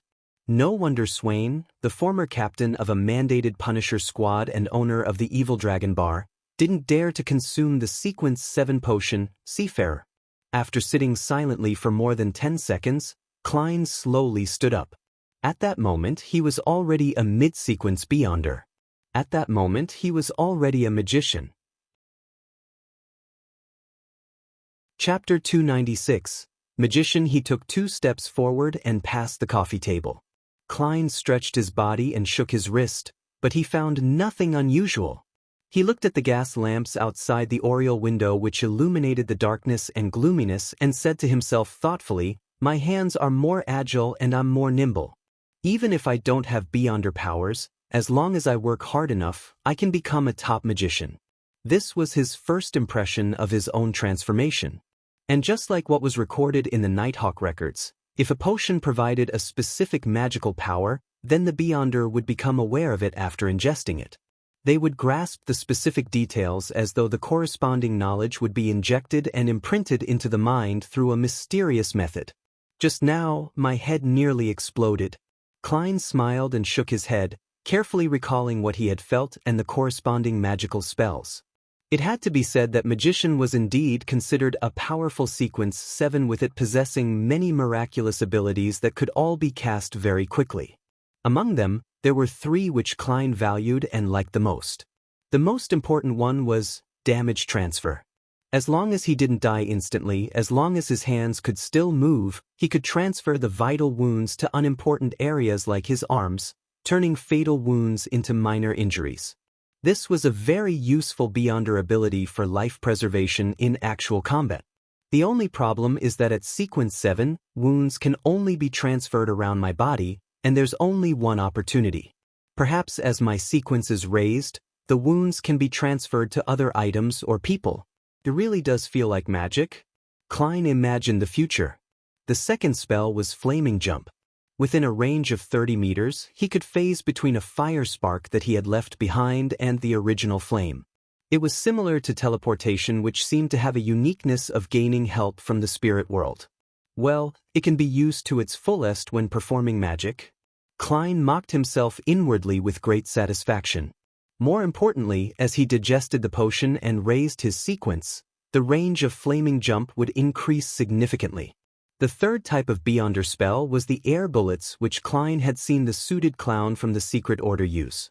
The magician could produce air projectiles with power and speed comparable to that of the bullets fired from a custom revolver just by snapping his fingers or mimicking sounds. Furthermore, the effect would improve along with the digestion of the potion and the raising of his sequence. Klein suspected that at sequence 4 or 5, he could create his own cannonball. This way, I don't need to buy more revolvers and bullets anymore. No, I still need to buy one. There are many matters that don't need me to expose my Beyonder powers. Any problem that can be solved with guns isn't a problem. Klein nodded indiscernibly and began to examine the other spells and spell-like abilities. The fourth type was paper figurine substitutes. At a critical moment, the magician could temporarily change the paper figurine into him while he swapped places. It was a relatively simple substitute spell that could not only block a fatal blow but also weaken the damage from hexes. So this is the use of all the paper figurines that Nimblewright Master Rosago had brought with him. He must feel regret because he was contaminated by the true creator and didn't have the chance to use a substitute at all. The biggest problem with this spell is the need to prepare the materials beforehand, which means that the paper figurines have to be cut in advance. In the early days of the 5th epoch, Beyonders who brought similar items would undoubtedly be regarded as a dark warlock. If it's discovered now, I'll most likely be suspected. Klein mulled over the uses and limitations of paper figurine substitutes. The 5th kind of spell-like ability was called flame controlling. As the name implied, one could manipulate flames within a range of 30 meters with a simple action. It could also be used to ignite certain items within this range. Once the potion has been completely digested, or when I advance in sequence, one could summon a swirling flame out of thin air. The 6th was illusion creation. By influencing the surrounding environment, one could create illusions with colors, sounds, and smells that were close to reality, allowing one to pass off the fake as the truth and deceive the enemy. This is a specialty of a magician. Klein chuckled and walked over to the oriel window as he took in the night scene of the streets with great satisfaction. The 7th was a fake form of underwater breathing. The principle behind it was to create a thin, invisible air pipe which would allow the magician to breathe freely and seemingly turn into so-called murlocs. The problem was that the air pipe had a limited length. At his present stage, Klein could only maintain it at around 5 meters, which meant that if the water depth exceeded 5 meters, he could drown. Of course, the potion's digestion and sequence advancement would result in the growth of the air pipe. The 8th was a spell-like ability, bone softening. This helped a magician break free from handcuffs, ropes, and chests. It's also a specialty. Klein thought in a good mood. The 9th was the evolution of the clown's ability to turn paper into throwing knives, called drawing paper as weapons. Not only could it turn paper into sharp objects, but it could also temporarily turn into weapons such as bats or bricks, etc. These were the 9 main spells or spell-like abilities of a magician. Although they weren't particularly strong in both the offensive and defensive aspect, nor were they particularly bizarre, they stood out for their variety. They allowed Klein's strength to instantly rise by more than one level, and his life preservation and means of escape became even better. Moreover, magicians had the ability to cast spells at high speeds. This was a sequence of beyonders who didn't need to chant or inject spirituality. With just a simple action, they could cast a corresponding spell or spell-like ability. In addition, the potion made Klein attain some tiny tricks, but they weren't very practical. I can barely be considered quite a good beyonder. Klein sighed silently. Just as he was about to go out for a stroll and get another revolver and replenish his bullets at the Braveheart's bar, the gas lamps outside the oriel window which tainted the crimson moon's moonlight suddenly turned darker and deeper. Klein looked up in surprise and saw that the dark clouds and mist had dispersed, clearly revealing the red moon, which was a little more than a semicircle. Its outline rapidly turned into a full circle, and in just a few seconds, it had turned into a full moon that was as red as blood. It had only been 2 weeks since the last full moon. According to the normal calendar, according to astronomy, there were still about 10 days left until the next full moon. This is the blood moon? Klein's lips moved slightly as he muttered to himself in relief. In this world, the changes to the room were both regular and irregular. Ordinarily, it was exactly the same experience Klein had in his previous life. However, there were always a few times every year when it would suddenly become round and dark red, just like blood. Such a situation that had no logic to it. At times, it happened only once a year, and sometimes 4 or 5 times a year. Neither astronomers nor mystics could explain this phenomenon or come up with a pattern. Therefore, they could only ignore it for the time being as one of the puzzles. They joked that perhaps the goddess was in a bad mood and that a change in a woman's mood was undoubtedly irregular. Of course, not knowing the reason and not being able to understand the essence of the phenomenon didn't mean that there was no corresponding conclusion. In mysticism, people called this situation the blood moon, believing that it would bring about the rise and eruption of negative emotions, and that it would strengthen the power of the underworld and the spirit world. Even if the dead were summoned, they might still be able to climb out of their graves. This is the second time this year, right? Klein stood by the oriel window, admiring the clear sky and the disc-like full moon which was red and glistening. He felt he was in a relatively good shape. In an apartment in Sherwood Borough, Furs Wall, who had participated in a gathering that night, was unable to make it back home to the 2-bedroom apartment in St. George Borough. She sat cross-legged on a sofa in the living room, chewing on a new type of bread which had meat and vegetables in it. She had let down her hair as she thought over the plot of her next novel. Suddenly, she frowned and threw away the food and pen in her hand. The moonlight outside the window grew stronger and redder, and the look on Furz's face became more and more painful. Every full moon, she would hear those ravings that would drive her mad. Bam! She fell off the couch, her body writhing as she struggled. After a while, she pulled out a clump of her hair, but the pain did nothing to ease the explosive sensation in her head or to calm the urge to end her life with a knife. Here it comes again, Furs muttered in pain as her legs were stretched taut from the spasms of pain. She chanted the name of the god she believed in with great difficulty, seeking redemption. Great God of steam and machinery, you are essential, the embodiment of. You are an artisan, a protector. You are the glory of technology, glory. As she repeatedly chanted, Furz's suffering didn't abate, and instead it grew more intense. Bam! She tumbled around violently, toppling the coffee table and sweeping the books on it to the ground. Unable to endure it any further, Furs frantically used her nails to scratch the wooden leg of the coffee table, creating one deep scratch after another along with jarring screeching sounds. But her fingernails broke. Her hair was growing abnormally long. At that moment, she felt that she would lose control that very night and become a monster. She had already chanted the honorable names of several gods, but she had failed to receive any reprieve. I'm going to die. I'm going to die. As she writhed and rolled about, she suddenly saw a piece of paper with the words in ancient Hermes written on it. It was the mysterious incantation Zio had found in the history of the Lone Kingdom's aristocracy. Her chanting of it had even attracted an existence suspected to be an evil spirit. Even if it's an evil spirit, as long as you can help me, I'm willing to accept. Such a thought flashed through Firz's turbid mind. She struggled to look over as she used all her strength to whisper, "The fool that doesn't belong to this era? The mysterious ruler above the gray fog. The king of yellow and black who wields good luck. Save me, save me." Chapter 297. The full moon's ravings. Klein had just put on his double-breasted frock coat, picked up his half-top hat, and was walking toward the door when he heard a series of illusory prayers. Who is it? He frowned slightly and listened, but he could only confirm that the supplicant was a woman and that her voice was staccato, as though she were in great pain. Since he had nothing particularly urgent to tend to, the newly advanced magician, Klein, casually tossed his half-top hat onto the coat rack accurately, and he returned to his bedroom. After taking 4 steps counterclockwise, he entered the majestic palace. This time, he didn't see any illusory star expanding or contracting with a deep red glow.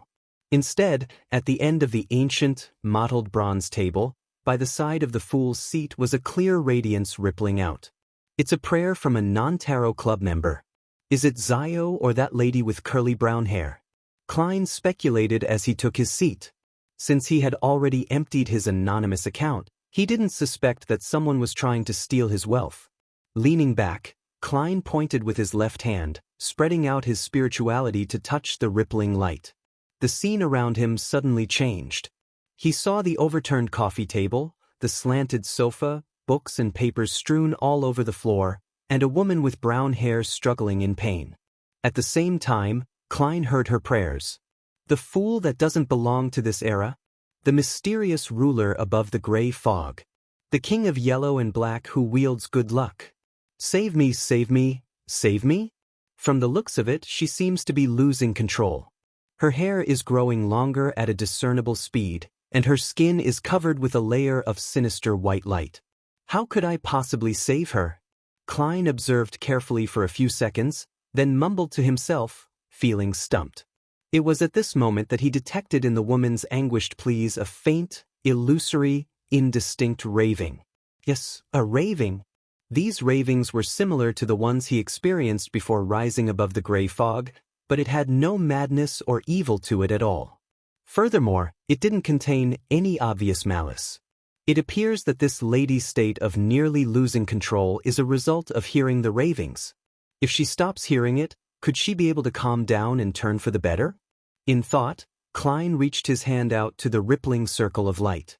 Following that, he allowed his spirituality to gush out of his body, establishing a firm and mysterious connection. After advancing to magician, his spirituality had become a lot more abundant, and the burden in this aspect had decreased accordingly.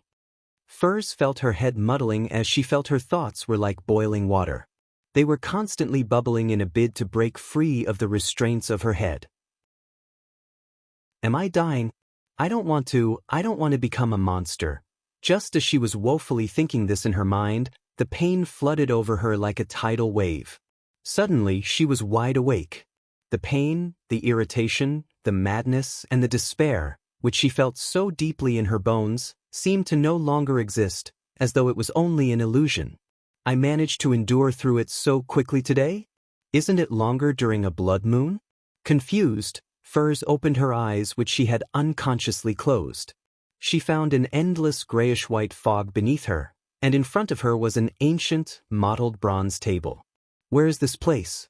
Surprised, she looked around and saw numerous towering stone pillars, as well as a towering palace that was propped up by those stone pillars. Then, at the very end of the long bronze table, she saw a mysterious figure shrouded in thick gray fog who seemed to be overlooking everything from above. What is this place? Who is he? Furze turned wary and questioned inwardly. Then she remembered what she had just done. Under her extreme pain, she had chanted the mysterious incantation which Zio had found in the history of the Lone Kingdom's aristocracy, an incantation that was suspected to be directed at some evil god. No, not just evil spirits. He was actually able to temporarily help me get rid of the harmful effects of those terrifying ravings. He even pulled me into this strange world. While Furs suppressed the fear in her heart, she half stood up and bowed. May I know who you are? At that moment, she suddenly recalled the contents of the incantation as she blurted out, You are the Fool. Mr. Fool. You are His Excellency, the Fool? Klein smiled, nodded slightly and said, Just call me Mr. Fool. As he spoke, he noticed on the back of the chair in which Furs was sitting on, the symbols and mysterious patterns formed by the shining stars were rapidly changing. In just 1 or 2 seconds, the interior of the room was covered with layers upon layers of doors. Numerous illusory doors of the same kind were formed there. Door? As soon as Klein saw the symbol, he immediately associated it with the mention of Mr. Door in Roselle's diary. During a full moon, the other party would come close to the real world and let out cries for help. Could the ravings have something to do with Mr. Door? It's the night of the blood moon tonight, an enhanced version of the full moon. This lady corresponds to a door, and the symbol on the back of Miss Zio's seat is similar to the Sword of Judgment. Klein nodded indiscernibly. Through this, he confirmed that once a stable connection was established and that if the other party was a beyonder, the symbol behind the seat would change according to the other party's actual circumstances. They didn't have to necessarily join the tarot club and come to the mysterious space above the gray fog at fixed intervals. At that moment, waves of shock rose up in Furs's heart. The Fool. It's indeed the Fool. That honorable name does point towards a powerful existence. What does he want? Will he want to make a transaction with my soul? It's at least better than losing control from those ravings. I guess I managed to claw my life back. Whatever happens in the future would just be a bonus.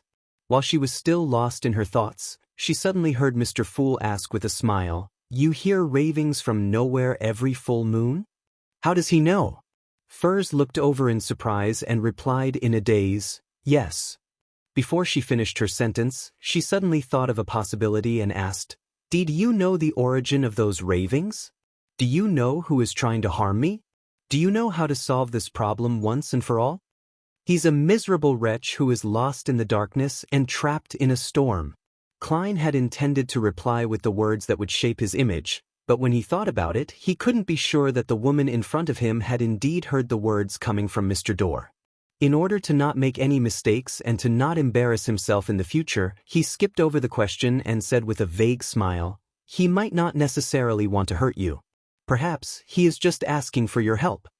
Therefore, the ravings weren't malicious, not crazy or evil. Asking for my help? But those ravings push me closer and closer to losing control. If you hadn't helped me, I might have become a monster by now, Furs returned incredulously. Klein grinned and said, That's because you're too weak. I'm too weak. Furs was stunned and at a loss. Klein briefly explained, The difference in your life's natural order and his is too great. Perhaps, just by breathing normally, the storm brought about by him can rip you to pieces. Perhaps, just a glance from him will cause you to die on the spot. Of course, if he purposely controls his own strength, it's not that he can't communicate normally with you. However, his voice might need to pass through layers of obstructions in order to reach your ears. Deliberate control typically implies a failure to call for help. That's if we assume that he's calling for help.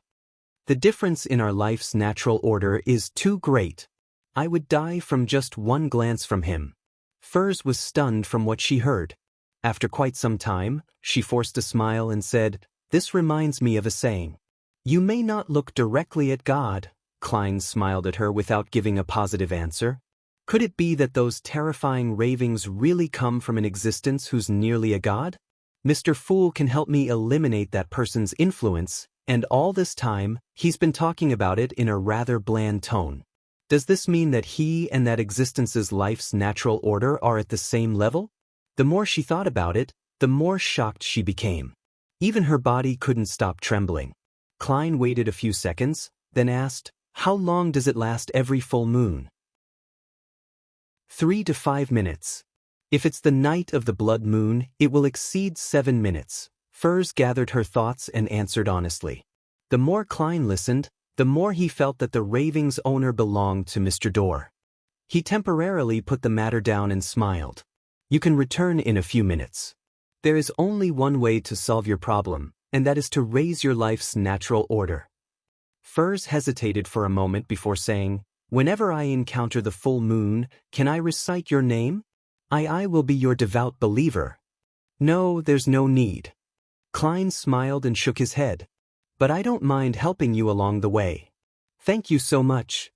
Although she suspected that she was dealing with an evil god, she no longer wanted to experience the same painful nightmare as before. After confirming this matter, she relaxed a lot. Noticing that there were still many seats around the long bronze table, she asked probingly, "Mr. Fool, it seems there are others who come here frequently?" "No, they might not necessarily be human," Furs added silently. Klein smiled and said with a casual attitude, "There are few people who are similar to you. I pulled them here for various reasons. They hope that I can hold a gathering at regular intervals to facilitate the trade of formulas, ingredients, information, and missions." I agreed to it. Furs was enticed by what she heard. Thinking that she was already part of this, she boldly asked, "Mr. Fool, can I join this gathering?" "Sure. 3 in the afternoon on Mondays. Remove all disturbances." Klein smiled and pointed at the cards that suddenly appeared on the surface of the long bronze table. "They've decided to use the names of the tarot cards as their code names. You can pick one of these, but these already belong to someone and you cannot choose from." Furs nodded her head, shuffling the cards and cutting them with great interest while mumbling, "Let fate arrange my title." Soon, she pulled out a card and looked at it. The Magician. Chapter 298. Together again. Furs's eyelashes fluttered a few times before she slowly opened her eyes, only to find herself lying on the floor of her living room.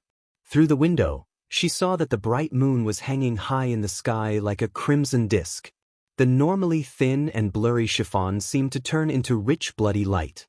"I'm not dead. I didn't lose control. It wasn't a dream just now. I really was saved by a mysterious and powerful Mr. Fool." When Furs sat up and examined herself, she saw that there was nothing unusual about the rest of her body except that her hair had grown longer and denser. "But my life is completely different from before. I don't know if this is good or bad." Silently mumbling to herself, Furs sat on the ground hugging her knees whilst lost in thought. Her mind would sometimes wander off, and at times, she would be anxious, sad, or confused. Above the gray fog, Klein looked at the chair which had the symbol of a layered door on its back. He muttered to himself in thought, "I wonder what kind of information is contained in those ravings. When she's at sequence 7 or sequence 6, she should be able to resist the negative effects and hear the content of the ravings. If she hasn't grasped the acting method, I can let Miss Justice and the others help me teach her. I have sworn under a holy artifact to the goddess that I wouldn't mention anything related to the acting method to people who aren't aware of it. When I advance to sequence 5 and become a nimble rite master, perhaps I can use a corresponding ritual and the uniqueness of this mysterious space to remotely control her and directly see what she sees and hear what she hears. That way, I can determine if it's Mr. Door. This gentleman who has witnessed the history of the fourth epoch might be even older than Mr. Azik, who had lived multiple lives. I wonder what sequence his strength and level are equivalent to. 2? Or even 1? After some consideration, he felt that his spirituality was becoming unstable, so he hurriedly descended into the gray fog and returned to the real world. This was a common occurrence after a recent advancement.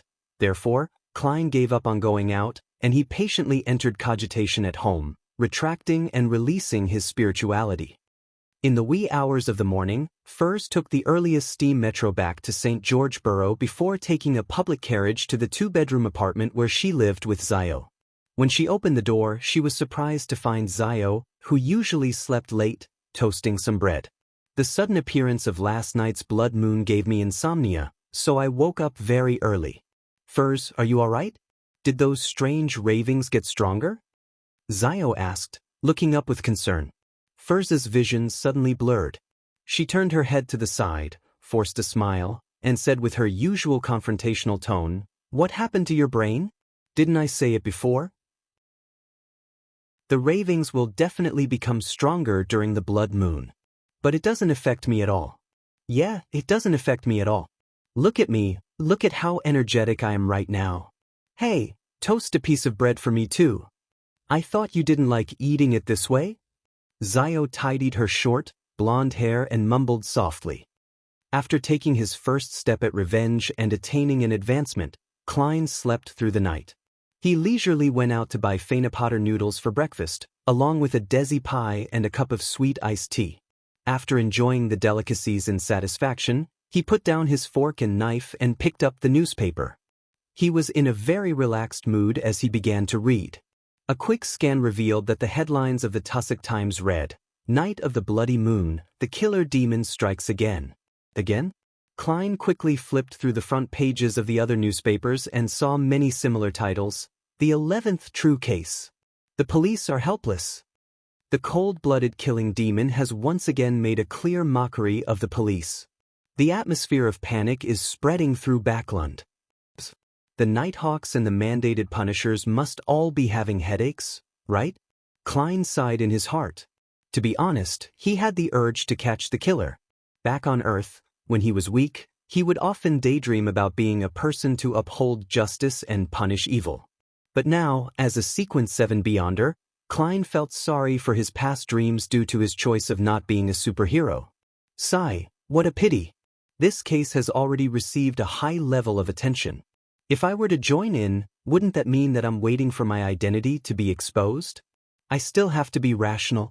Furthermore, according to the Sun, the culprit is highly likely to be advancing from Sequence 6 to Sequence 5. Although I won't be afraid of him, I might not be able to catch him even with the new spells and spell-like abilities I gained. It's quite risky. After thinking about it, Klein still chose to follow his deepest beliefs and remain an ordinary citizen.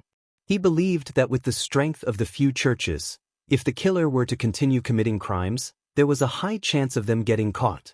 After flipping through the news, Klein glanced at the Backlund Morning Post and found that the advertisement for the Ernst firm's purchase of goods had appeared again on the 5th page. There's going to be a gathering tomorrow night at 8 o'clock. I can sell the Spring of the Elves marrow crystals to the apothecary then, Klein muttered as he memorized the first 4 digits of the price listed. Half an hour later, he finished reading the thick newspaper in front of him and started to seriously consider his future plans.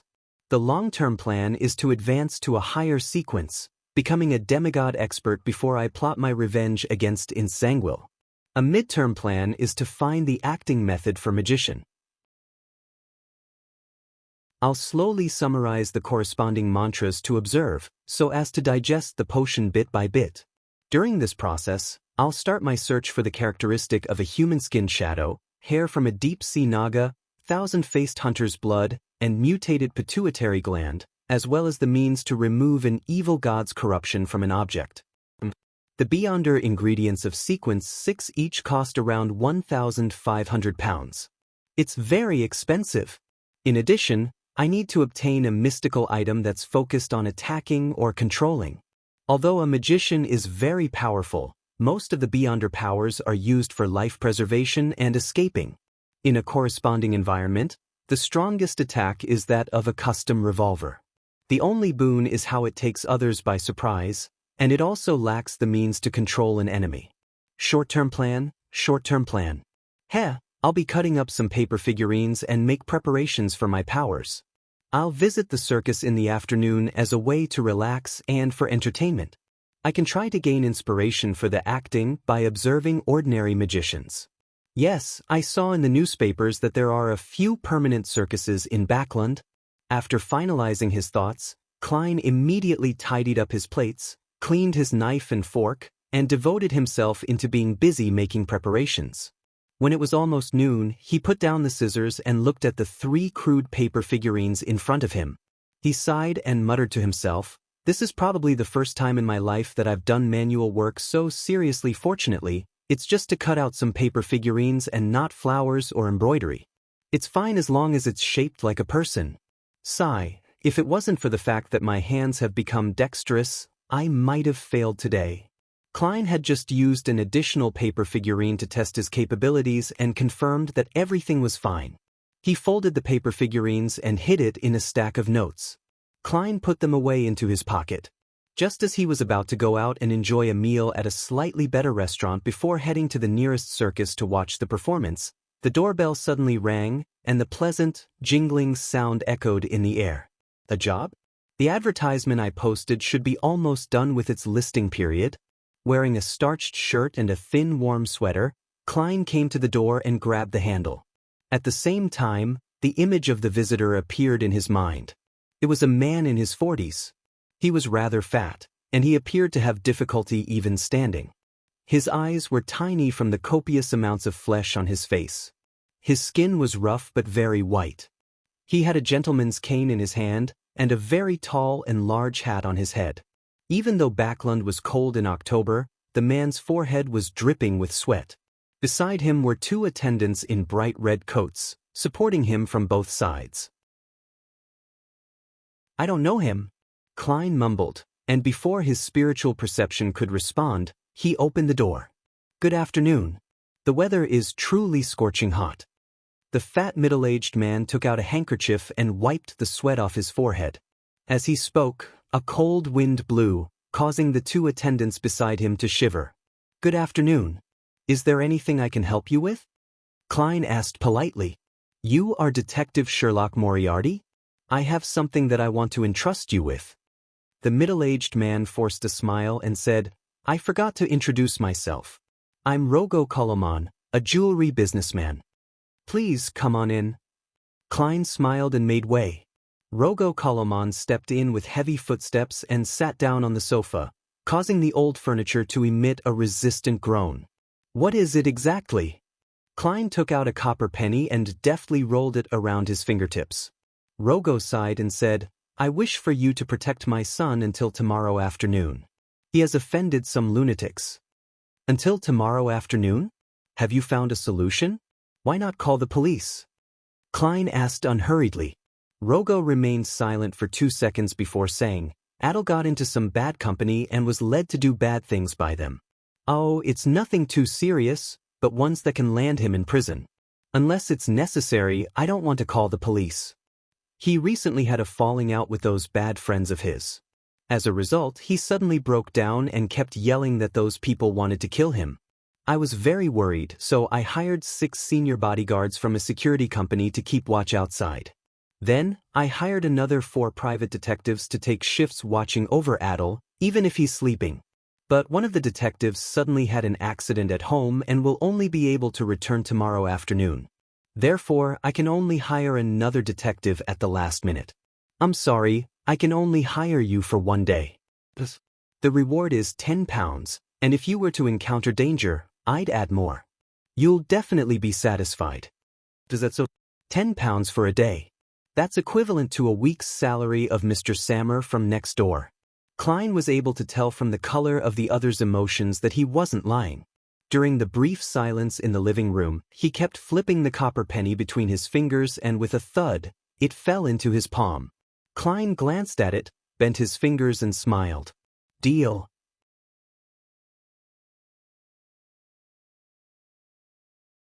Chapter 299. Snapping Fingers. West Borough, Grim Garden Street. Klein, with quite a stubble around his mouth, wore a pair of gold-rimmed glasses while carrying a top hat and a black cane. He followed Rogo Koloman into a spacious and bright living room. There was a huge crystal chandelier hanging from the ceiling. The walls, corners, and tables were decorated with all kinds of golden carvings and ornaments. The entire area looked gorgeous, exquisite, and luxurious. As expected of a jewelry businessman, a businessman staying in West Borough, Klein scanned the oil paintings by the side and sighed. With every step Rogo took, the fat on his body quivered. It left people maliciously wondering when his clothes and pants would snap. However, as a jewelry businessman, he had enough money to buy clothes of the best quality. "Detective Moriarty, this is my son, Adel." Logo stopped at the edge of a carpet and pointed to a boy that was 15 or 16 years old and was sitting on a single sofa. As all the fireplaces in the house were lit, and there were metallic pipes to conduct the heat around, the living room was rather warm. It even made Klein feel like taking off his clothes until he only had a shirt and a pair of trousers left. However, the boy was wrapped in a thick fur coat and had a blanket that looked burning hot on his legs. At that moment, he had his head low, tightly hugging himself as he shivered non-stop. His dark blue hair seemed to have lost its luster. Rogo looked at him with concern and raised his voice slightly. "Adol, this is Detective Moriarty. He will be protecting you for today and tomorrow." At these words, Adol raised his head, revealing his pale face, his bluish lips, and his unfocused eyes. Protect me, protect me. They're going to kill me. They want to kill me." His voice became sharper and sharper. In the end, he covered his ears with his hands and screamed. After a few seconds, he gradually calmed down. During this process, Klein had already tapped his molars and secretly activated his spirit vision. He held back the shock that had crept up to his mouth and carefully examined him again. He saw that the color of Adol's aura had been dyed with a deep blackish-green sheen. This is a sign of being haunted by wraiths, a sign of possible possession. Adol's bad friends are already taking revenge on him. Or perhaps, there were no such things as bad company at all. Klein quietly reached out, held Mr. Azek's copper whistle, and allowed his spirituality to spread. Then, he thoughtfully looked away from Adol and looked at the others inside the living room. By the oriel window stood a man in a black coat. He was tall and sturdy, not smiling, and his waist was bulging as if he were hiding a gun. This should be one of the 6 bodyguards. Klein was about to size up another person when Rogo Koloman introduced Detective Kaslana, her assistant, Lydia, Detective Stewart. At this point, Rogo turned around and pointed at Klein. "This is Detective Sherlock Moriarty." Kaslana was in her 30s, had black hair and blue eyes and thick eyebrows. She was probably a beauty when she was young, but now, because of the sagging muscles on her cheeks, she didn't seem very amiable. Lydia, her assistant, was a red-haired lady of about 20 years of age. Her figure was excellent, but she had an average appearance. Both women wore something similar to what aristocratic writers wore. The white shirts they wore were tight at the waist, which matched the more tight-fitting trousers that facilitated movement. The pleats were the only thing that distinguished their clothes from men. In addition, they provided no concealment for the 2 revolvers around their waists. This reminded Klein of a saying from lawyer Jurgen that illegal possession of a gun was a sure thing for a private investigator. This was because, unless one was a noble, a member of parliament, or a senior civil servant, it was very difficult to obtain an all-purpose weapon permit. Stewart sat opposite to Kaslana and Lydia. He had a lean face, but he grew a bushy beard. His light green eyes were unusually lively. He was about the same age as Lydia, and almost as tall as Klein, a little over 1.7 and weighing 140 pounds, Stewart had an armpit holster, and in it, there was obviously a specially designed revolver. After exchanging pleasantries, Klein took off his coat, took off his hat, and handed it to the maidservant next to him. "Put it somewhere I can retrieve it quickly from. There are some important items inside." In fact, he had already transferred the paper figurines, notes, charms, a matchbox, etc. to his trouser pockets. The only thing left in his coat was herbal powder, extract essence, keys, and his wallet. There were a total of 206 pounds in paper bills in his wallet. Stewart, who was sitting there, turned his head to size Klein up and chuckled. "You didn't bring a gun?" "Gun? This is my gun." Klein smiled and raised his cane.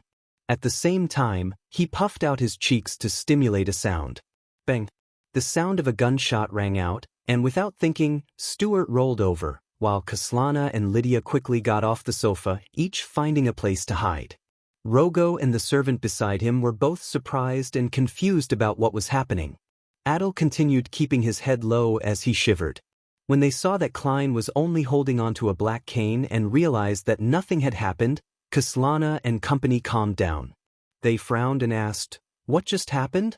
"Ever since I handed a revolver I picked up to the police, I've been learning how to imitate its sound. It seems to be quite effective," Klein replied half-jokingly. "That's not funny, Detective Moriarty," Kaslana said in a deep voice. "I just wanted to perform some magic for you," Klein lampooned. He handed his cane to the maidservant and solemnly nodded. "I will keep that in mind." Stewart, who was in the most pathetic state a moment ago, didn't seem to be angry at all. He patted his clothes with great interest, got up and asked, "Why haven't I heard of you, Mr. Moriarty? I mean, I know a lot of people in the detective business, but I've not heard about you in the past." "I only came to Backland in early September," Klein briefly explained. "Is that so?" Stewart laughed and said, "Tonight, the two of us will pair up. We'll be in charge of everything from midnight until tomorrow morning. Will that be a problem?" "Nope," Klein responded with the same smile. "Okay, after dinner, you guys have some rest and take over your shifts in the early morning," Kaslana added.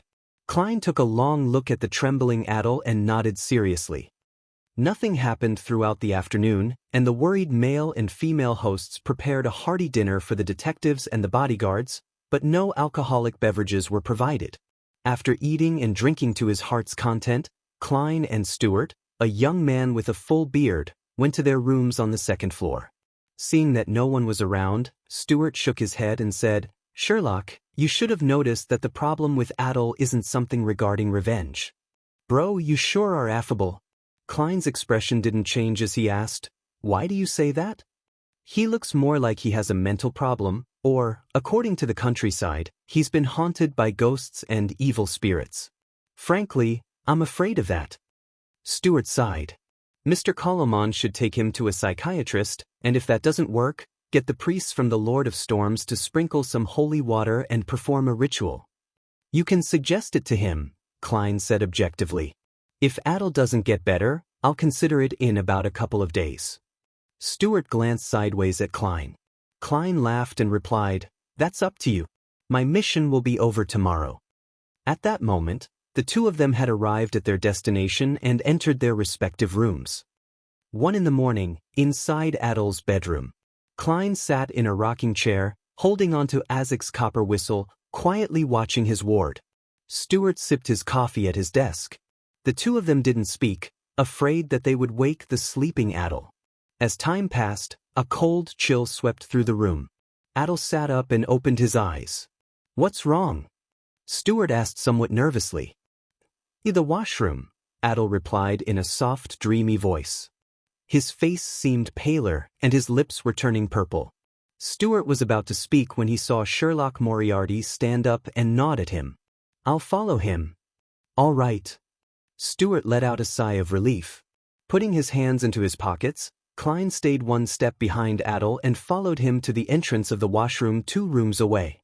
Just as Adel was about to close the door behind him, he saw a figure flash in. "I can't let you out of my sight. Heh, do whatever you have to do and pretend that I don't exist." Klein smiled and leaned against the wall. Adel remained silent, his eyes unfocused as he looked into the mirror. He turned on the faucet and let the water flow. At this moment, Klein took out a box of matches and lit a matchstick as though he wanted to smoke. However, he didn't do so. He blew on the air and allowed the match to go out. But Klein casually threw the match in front of him and took out another item. Adel, whose back was facing him, suddenly straightened up. The figure in the mirror was so pale that it looked like a corpse. In the washroom, a cold wind howled. While keeping his lower body fixed, Adel turned around and glared at Klein's left hand, at the delicate copper whistle that was being tossed up and down. A gust of cold wind blew across Klein's face. He continued smiling and snapped his fingers.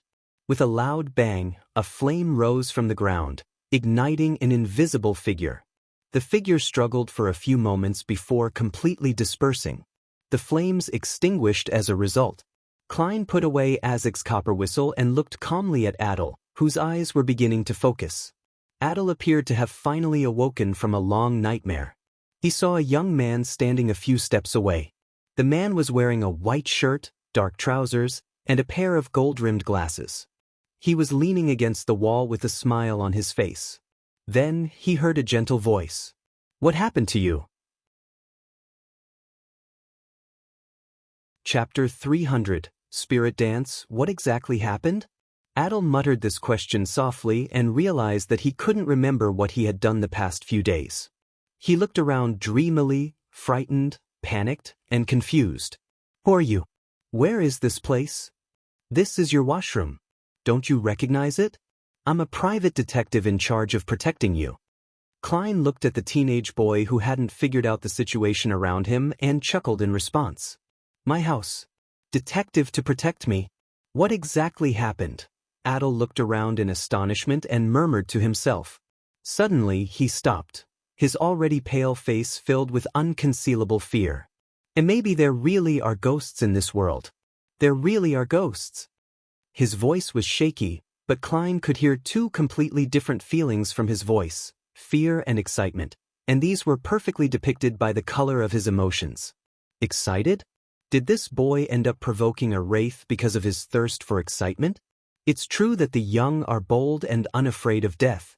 Klein made a preliminary guess, but he asked in confusion, ghosts? After becoming a magician, his spirit vision had been slightly enhanced, but not by much. He was still unable to see the astral projection surface deep in the ether body and, as such, unable to judge whether the target was a beyonder or not. Adel's pale face suddenly flushed red. Yes, ghosts. He flailed his arms and added, there exists a wider world beyond our senses. I'm serious. Death is not the end of everything. This line. He's indeed an adolescent.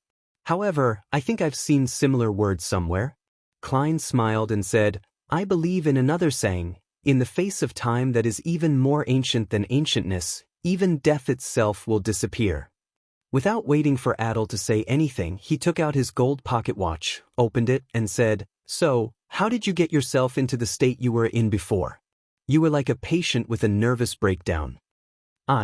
Adel turned his head and thought for a few seconds, then he said, I joined a society. It's not an ordinary society. We all believe that death is not the end. We can use mysticism to even sense death directly and understand that everything can be reversed. Yes, we believe that the dead can be resurrected. Klein, who had just climbed out of his grave more than a month ago, chuckled dryly. You and the others were trying to revive the dead? Death is not the end. A world beyond the senses. Everything can be reversed. Mystic sense? Aren't these the teachings of the numinous episcopate? These were all created to revive death. He muttered to himself silently in enlightenment. Yes.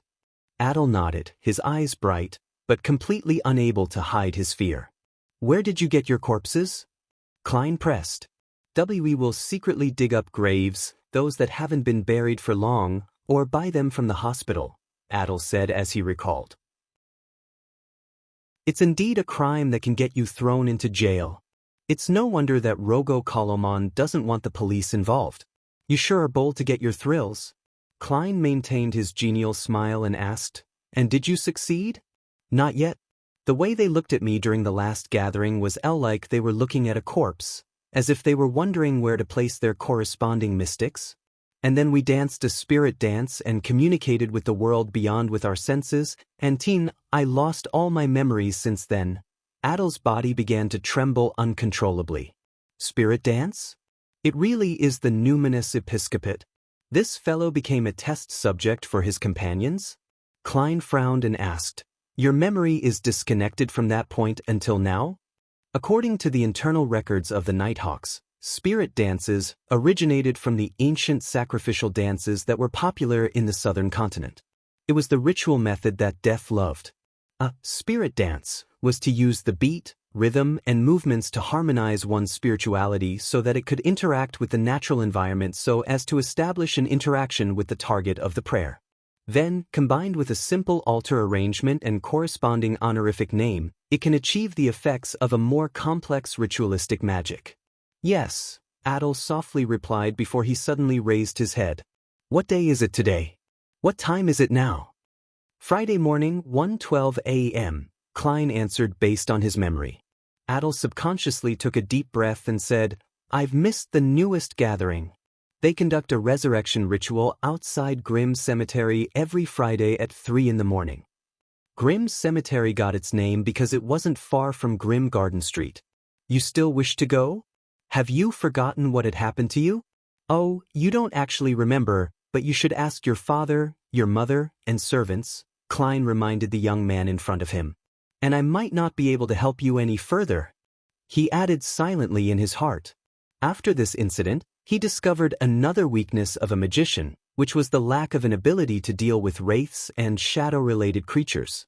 Only the control of fire barely counted. But after those creatures possessed a human body, exorcism and purification became a problem, unless he wanted to kill both the ghost and the human. Of course, Klein wasn't completely helpless in this aspect. He could conduct ritualistic magic to do similar things, but that would be very troublesome. It would easily expose his identity and was unsuited for actual combat. After some thought, he had finally chosen to use Azek's copper whistle to lure the wraith out. Then he controlled the flames to complete the purification. However, the level of damage wasn't high.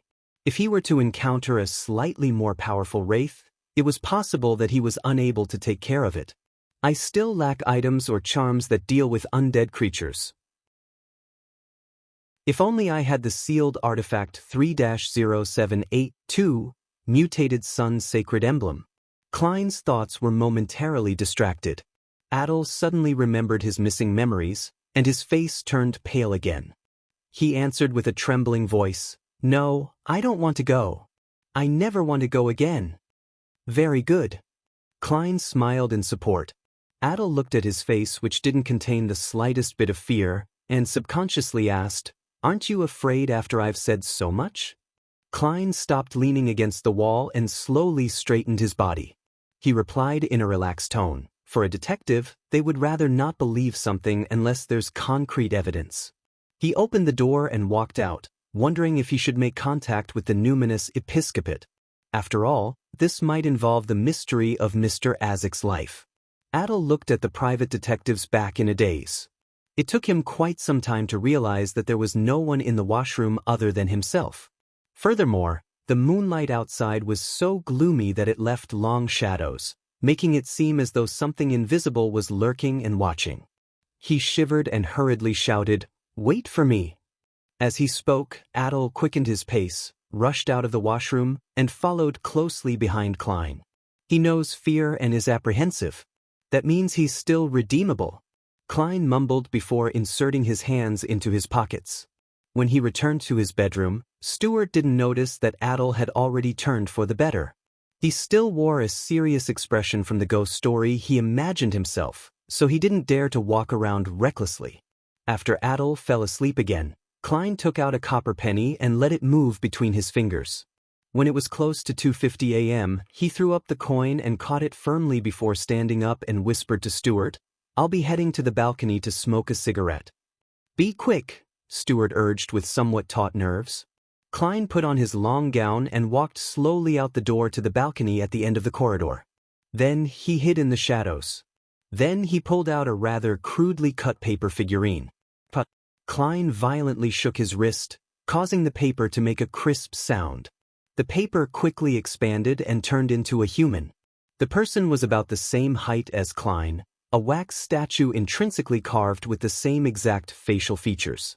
This was one of the uses of paper figurine substitutes. Soon, Klein focused his mind, clenched his right fist, and lightly tapped his body. Without a sound, the figurine seemed to come alive. It even had a cigarette with a glowing red head in its mouth as the fragrance of tobacco wafted out. By delegating this figurine, this illusion can last half an hour. I'm really a magician. Klein put on his gloves, reached out, and pushed himself over before sliding down the balcony stealthily, avoiding the patrolling security. Outside Grimm Cemetery, in a secluded forest. Klein stood among the treetops as he looked at the relatively open and flat area not too far away.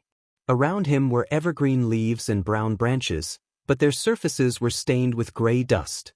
From what Klein could see, there were about 8 young men and women wearing long black robes dancing and twitching around a corpse. The dance was full of rhythm, as though it had some sort of mysterious flavor to it. The girl shook her long hair and the boy extended his hand while kneeling. This scene had a subtle connection to their surroundings. It was the rhythm of nature. After they danced for 3 to 4 minutes, everything within a 10-meter radius was affected by a wild and confusing atmosphere. The atmosphere gradually turned sinister, and there was a hint of divinity mixed in it. It really is a spirit dance. Ritualistic magic that even normal people can participate in. Klein cast his gaze away and looked at the man in black robes who was chanting an incantation beside the corpse. Earlier, he was the one who was instructing those young boys and girls on how to perform the spirit dance. He should be a member of the numinous episcopate, with a high probability of being a beyonder. Klein nodded indiscernibly, intending to watch the resurrection ritual. At this point, the dance reached its climax. The adult man in black lifted his head and took off his wig, revealing the strange tattoos engraved on his bald head. He raised his hands and shouted, "Death? Honorable death is about to return." After he finished shouting, the dancing stopped. The 7 to 8 youths stood on either side. They appeared to be in a daze, filled with anticipation, excitement, and fear. Next, the man bent down and opened the iron cage at his feet, taking out a black object. Klein looked over and saw that it was a blue-eyed black cat. Ditch this works too? He was obviously stunned for a moment. Suddenly, he thought of the various folklore related to a black cat. For example, if a black cat which symbolized the evil emissary of hell jumped over a corpse, the corpse would be awakened. This was the first time Klein was seeing someone use a similar method in a ritual. The man stepped forward while restraining the black cat from struggling before throwing it at the corpse. Meow. All the black cat's hairs stood on end as it hissed and leaped over the corpse. At that moment, Klein felt like he could understand cat language.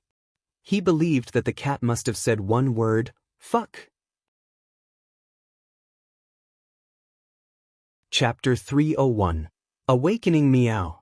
The black cat's cry echoed in the open area that was surrounded by the secluded forest. Regardless of whether it was the adult black-robed man or the 15 or 16-year-old boys and girls, all of them simultaneously cast their gaze onto the corpse lying in the middle. A gust of cold wind blew, and the black cat landed on the ground, staring at the human who had just thrown it. It kept flicking its tail around. All of a sudden, its fur stood on end again. Then, exerting great force with its hind limbs, it jumped up and fled in another direction. Unfortunately, whatever it did had failed to attract any attention. All the humans present had their attention focused on the motionless corpse. Seconds turned to minutes, but the corpse didn't undergo any anticipated changes. Another failure? One of the teenagers moved closer and crouched down, poking at the dead man's skin with his fingers. There's no reaction. He turned around halfway and spoke to the man in black and his companions. At this moment, he felt a gust of wind hit his face from beneath him. With a swoosh, the corpse sat up. The youth was startled and immediately cheered in surprise. "It's a success! It's a success!" Before he could finish his sentence, the corpse grabbed him by the shoulder and pulled him into its arms. Then, it opened its mouth and bit down, producing a sound and causing blood to splatter. "Help!" The youth screamed in horror and retreated with all his might, but he couldn't break free. The corpse raised its head, revealing rows of white teeth, as well as bits of flesh hanging between its teeth, and blood flowing from its mouth. The black-robed man was stunned for a moment, then he took out a whistle that was brass in color. He put it in his mouth and blew on it. Then, he said in Hermes, "I command you in the name of death." As his voice echoed in the air, the corpse stopped chewing and momentarily froze on the spot. The youth, whose neck and shoulders had been mangled by the bite, similarly collapsed as if he had lost his soul. The dirt around his nether regions was completely moist. "It really is possible," the black-robed man muttered in pleasant surprise. He pointed at the corpse and once again said in Hermes, "Get up." The corpse abruptly stood up, then it threw back its shoulders before quickly running into the depths of the secluded forest. "Come back," the black-robed man cried out in surprise, but the corpse showed no signs of stopping.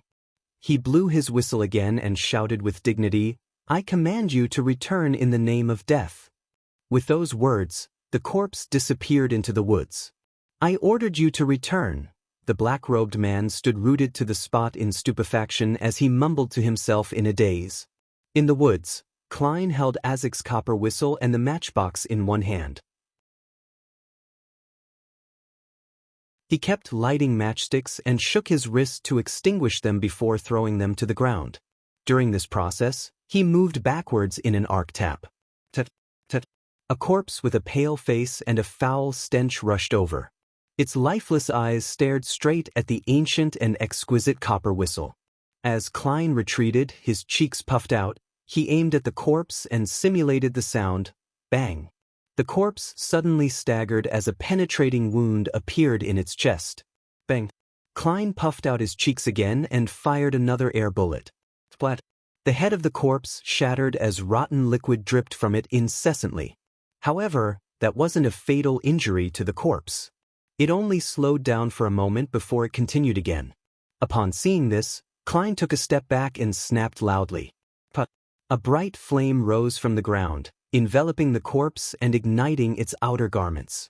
Tut, tut, tut. The corpse rushed through the flames and continued to charge forward like a mad bull. Put, put, put. Klein kept snapping his fingers, causing red flames to appear on the ground, one after another.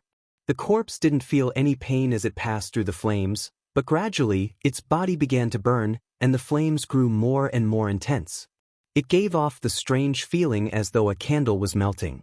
Finally, the corpse, which had turned into a torch, arrived in front of Klein as it clawed at him.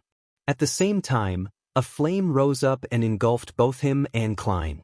The corpse grabbed Klein's shoulder but only produced sparks. Klein's figure dissipated in the red light and reappeared in the farthest burning pile. At that point, the corpse seemed to have exhausted all of its strength and stopped struggling. It quickly melted under the dark green flames, turning into ashes and oil wax.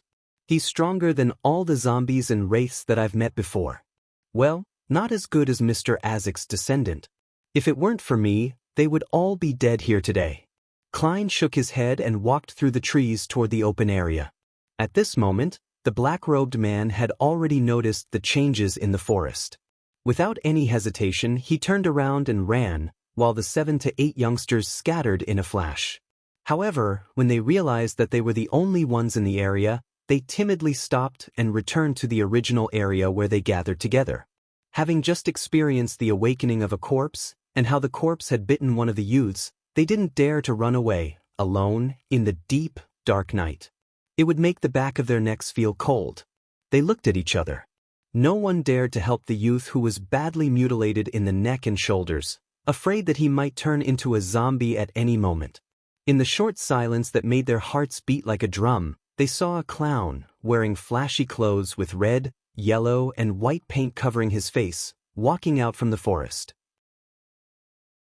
This was an illusion that was personally created by Klein. He surveyed his surroundings but didn't pursue the black-robed man. Instead, he asked in a hoarse voice, who was the one who presided over the ceremony?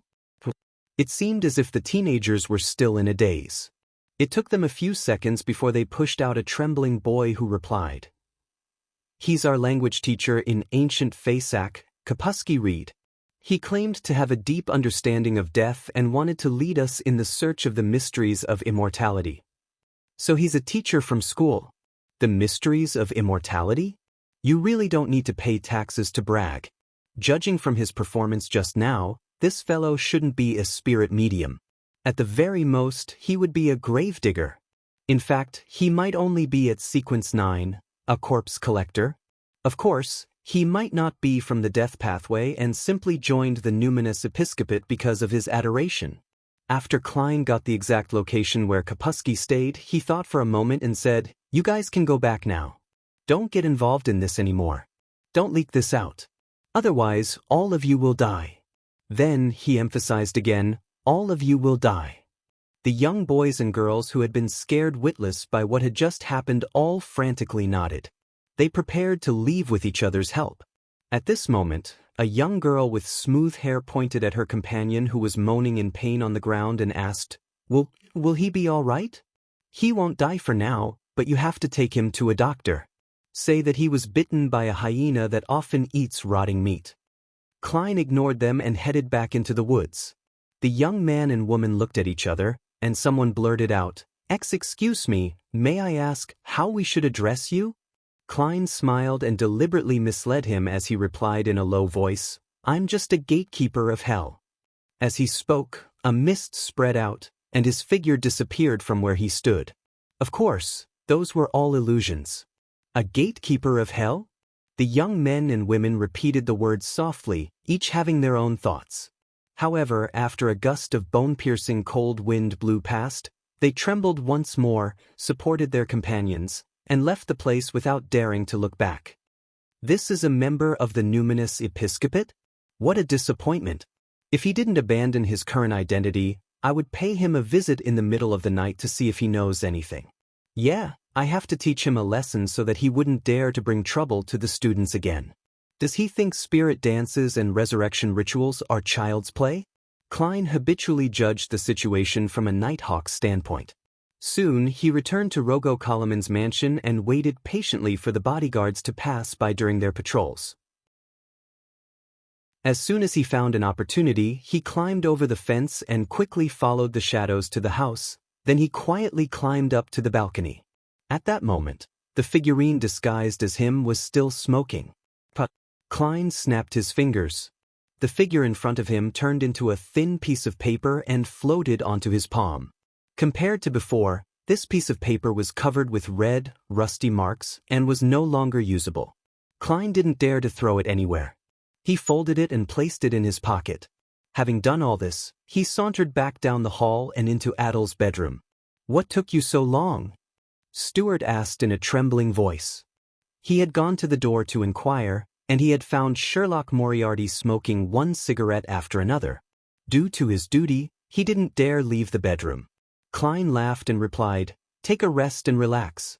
You can go too, I don't mind." Just as Stuart was about to agree, he suddenly thought of something. He would end up being the only person on the balcony, surrounded by the dark night and without sufficient brightness. There would be a cold wind and an environment that always reminded one of a ghost story. Therefore, he forced a smile and said, "It's fine, I don't need it." Klein smiled silently and sat down again, letting the reclining chair rock gently and slowly in the night. This continued till daybreak. Nothing else happened. When Adel woke up, he sat up in bed, lost in thought. Klein didn't say anything, but he swapped places with Kaslana and her assistant and slowly walked to the guest room to catch up on his sleep.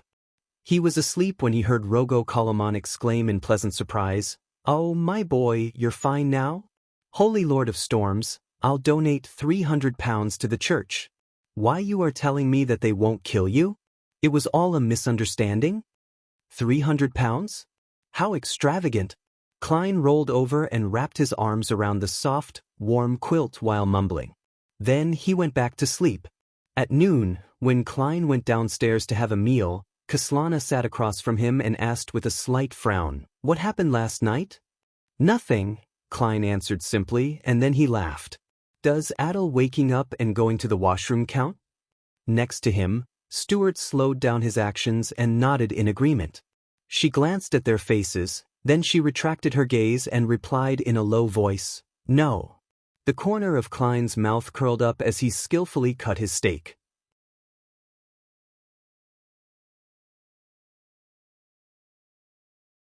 Chapter 302. A clue. The detective, who had been on leave, returned to Grim Garden Street shortly after Klein and the others had finished their lunch. This also meant that his assignment was over. Due to the visible improvement in Adel's situation, Rogo Koloman was quite generous in the settlement of his pay, and he paid an additional 50% above the £10 which they had agreed upon. As expected of a jewelry businessman to be this generous. However, compared to the other people in West Borough and Empress Borough, he isn't considered that rich. Grim Garden Street is close to the suburbs, and it's not too far from the cemetery. I can reach it in 10 minutes if I run at full speed. And Miss Bodyguard, no, Miss Sharon, is highly likely of being a Sequence 5 Beyonder. She charges £1,000 for 3 days, while I, as a Sequence 7 Beyonder, am only worth £15 a day. There's still a big difference. Of course, if I were to take on such missions every day, my income would be over £5,400 a year, putting me at the top of the middle class. Even the top manager of the Backland Bank makes £5,000 a year. Haha, this is just pure fantasy. For most detectives, business comes sporadically, and the amount of Beyonder ingredients I need to advance to Sequence 6 is definitely more than £3,000. Just thinking about it makes my head hurt. For normal people, This is a huge sum of money, enough to sustain a good life.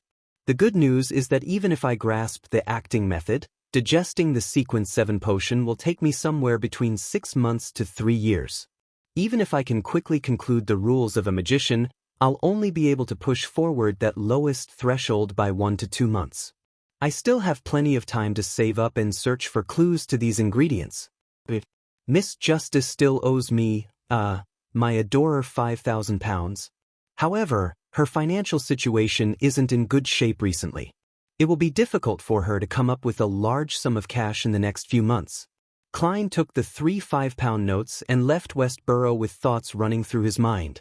After returning to Minsk Street, he quickly burned the used paper figurine and made another 2 more. In the evening, he took the steam metro to the Backlund Bridge district, and according to the numbers provided in the newspapers, he knocked on the door of the house where the gathering would take place.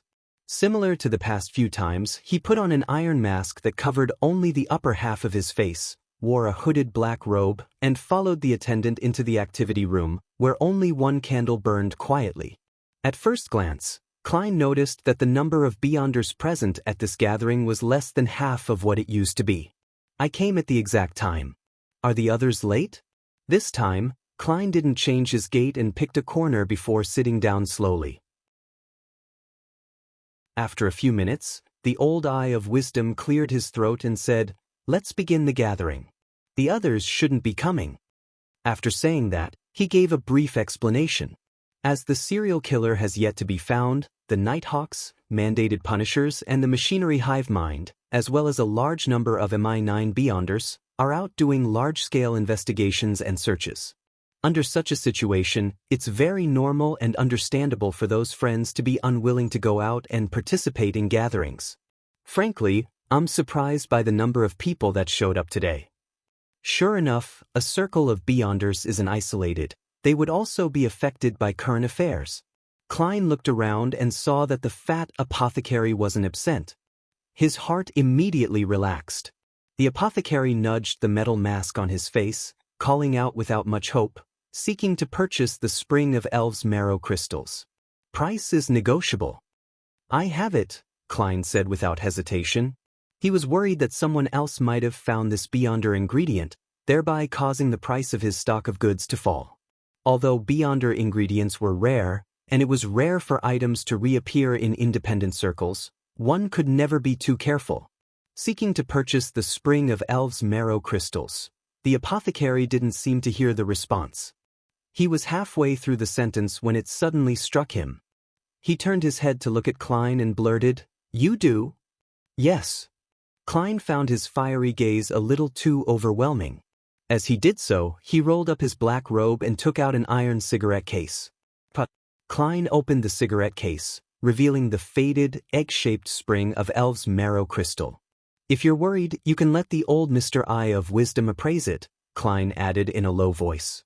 This wasn't really necessary because it was obvious if something was a Beyonder ingredient or not. It was also quickly identified if something was contaminated or not.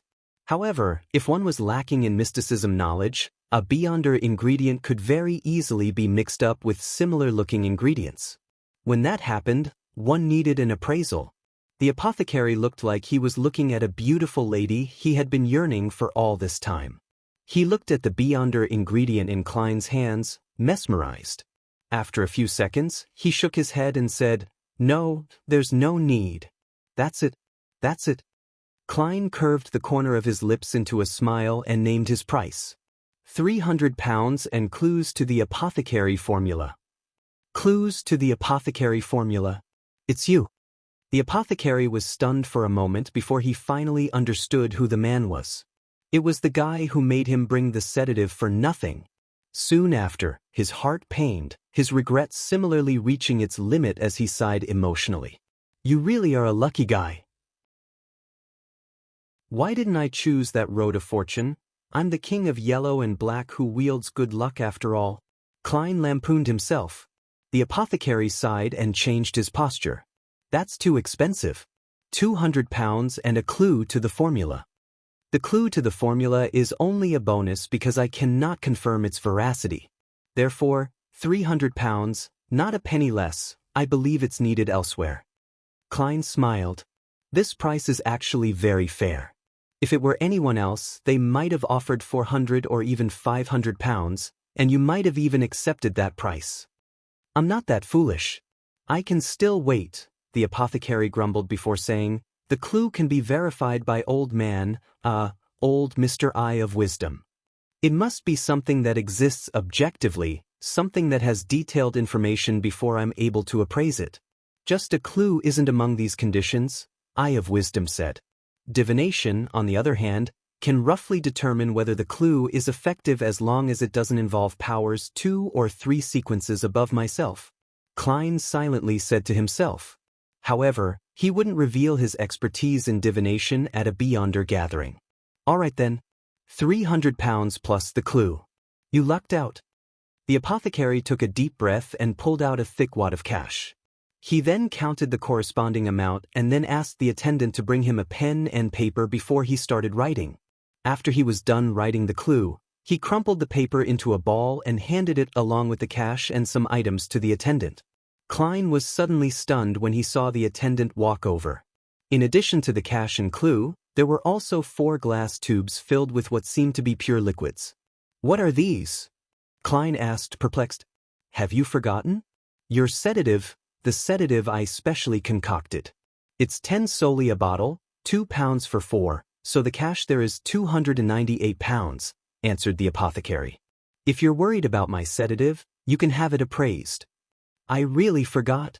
I did all of that to gain Miss Sharon's trust, and now that she's not here, well, it's fine. Maybe a sedative would be able to handle some unexpected situations. Klein stopped talking, took out the spring of Elf's marrow crystal, took the items, counted the cash in front of everyone, and determined their authenticity with the faint candlelight. A total of 298 pounds. That's right. Seeing that his wallet could no longer hold any more cash, Klein could only roll up the bills and slip them into his pocket. After putting away the sedative, he unfolded the note and glanced at the clue. On the south side of the bridge, on Rose Street, at the Harvest Church, find Bishop Utravsky. As long as you help him complete a mission, you'll be able to get the apothecary formula. Harvest Church. That's one of the few cathedrals of the Church of Mother Earth in the kingdom. This church also grasps 2 Beyonder pathways, planter and apothecary. The clues match well. Klein thought as he refolded the note. As the gathering continued, it was unknown whether the female Beyonder with the artisan backing her wasn't present, or she just didn't have any new Beyonder weapons to sell. There were no signs of her, leaving Klein disappointed. Now that he had 509 pounds in hand, he wanted to equip himself nicely. After many transactions were aborted, a man sitting on a stool said in a low voice, "A friend of mine was unfortunately discovered in this investigation. He's imprisoned in a particular Lord of Storm's cathedral by the mandated punishers. I wish to hire a few helpers to rescue him." Eye of Wisdom immediately replied, "Stray dog, give up that thought. A cathedral's mandated punishers and sealed artifacts are enough to destroy all of us here. Your friend's fate has already been decided. Don't let yourself be trapped in the same situation." Stray Dog looked around and realized that no one responded to his request. He couldn't help but thump his thigh, growling, but what did he do wrong? He's an excellent physician. He's saved a lot of patients and has never hurt anyone. Just because he consumed a potion and became a Beyonder, he's to be imprisoned in a place where the sun never shines. He'll even become an experimental subject for the mandated punishers? But why? Stray Dog's agonized questions echoed in the room. Even the apothecary, who couldn't keep his mouth shut, remained silent. Klein, a former official Beyonder, could only sigh deeply in his heart. Without the spread of the acting method, wild Beyonders are ticking time bombs. But if the acting method is popularized, then the situation would become even more chaotic and bloody. After all, there are the laws of Beyonder characteristics, indestructibility, and conservation. In this heavy atmosphere, the gathering came to an end. Klein, who had gotten nothing else, spoke again. Who has revolvers and bullets that come augmented with different Beyonder effects? For example, purification, demon hunting, etc. He didn't specifically fix the caliber of the bullets because he didn't have a gun yet. He could simply wait until he bought the bullets before matching the corresponding gun. In the midst of the silence, a female beyonder sitting in the same corner replied in a low voice, "I can help you ask, and I'll give you the answer at the next gathering." It seemed to be the lady with the artisan backing her. Klein sighed. All right. After the gathering ended, he didn't return to Minsk Street directly. Instead, he went to East Borough and changed his clothes, heading to the border between North Borough and Hillston Borough. It was where the suspected member of the numinous episcopate, Kapusky Reed, lived. Chapter 303, Rookie North Borough, Alka Street. Kapusky Reed was sitting in a reclining chair in his activity room, lost in thought. In front of him was a fireplace burning with charcoal. As a senior educator at a public school, he received a salary of more than £4 a week, which was enough for a bachelor like him to live quite well, but the clothes he wore at home were patched up, and the teacups on the table looked extremely simple. Without taking off his wig, the most striking thing about Kapusky was his high cheekbones and puffed-up chest, a deformity in which the sternum protruded outwards. On his knee was a book of poems in ancient Fasak, but he hadn't flipped a single page even after some time had passed. Kapusky's eyes were unfocused as he stared blankly when he suddenly heard a light chuckle in his ear. "I'm very curious as to why you didn't run and chose to remain at home. Aren't you afraid of the police coming for you?" The voice was low and hoarse, like a boy whose voice was cracking during puberty. Kapusky shuddered and almost jumped out of his reclining chair. He abruptly turned his head to look and saw that there was a figure sitting on the sofa a few steps away from him. The figure wore summer wear, a linen shirt and light trousers. Its face was hazy and indistinct. Who are you? What are you doing here?" Kapusky asked immediately as he gripped the armrest. Klein, who had used his hallucination powers, leaned back, crossed his hands, and leisurely said, "Just last night, it should be earlier this morning, I saved all of you." "Saved us?" Kapusky relaxed a little when he realized that the intruder didn't seem to mean any harm. "Why, you're that person in the forest? You took care of the corpse we awakened?" As he spoke, he moved awkwardly, showing obvious fear. "He was able to infiltrate without me realizing it while I was awake.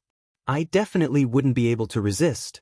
Such thoughts quickly flashed through Kapusky's mind.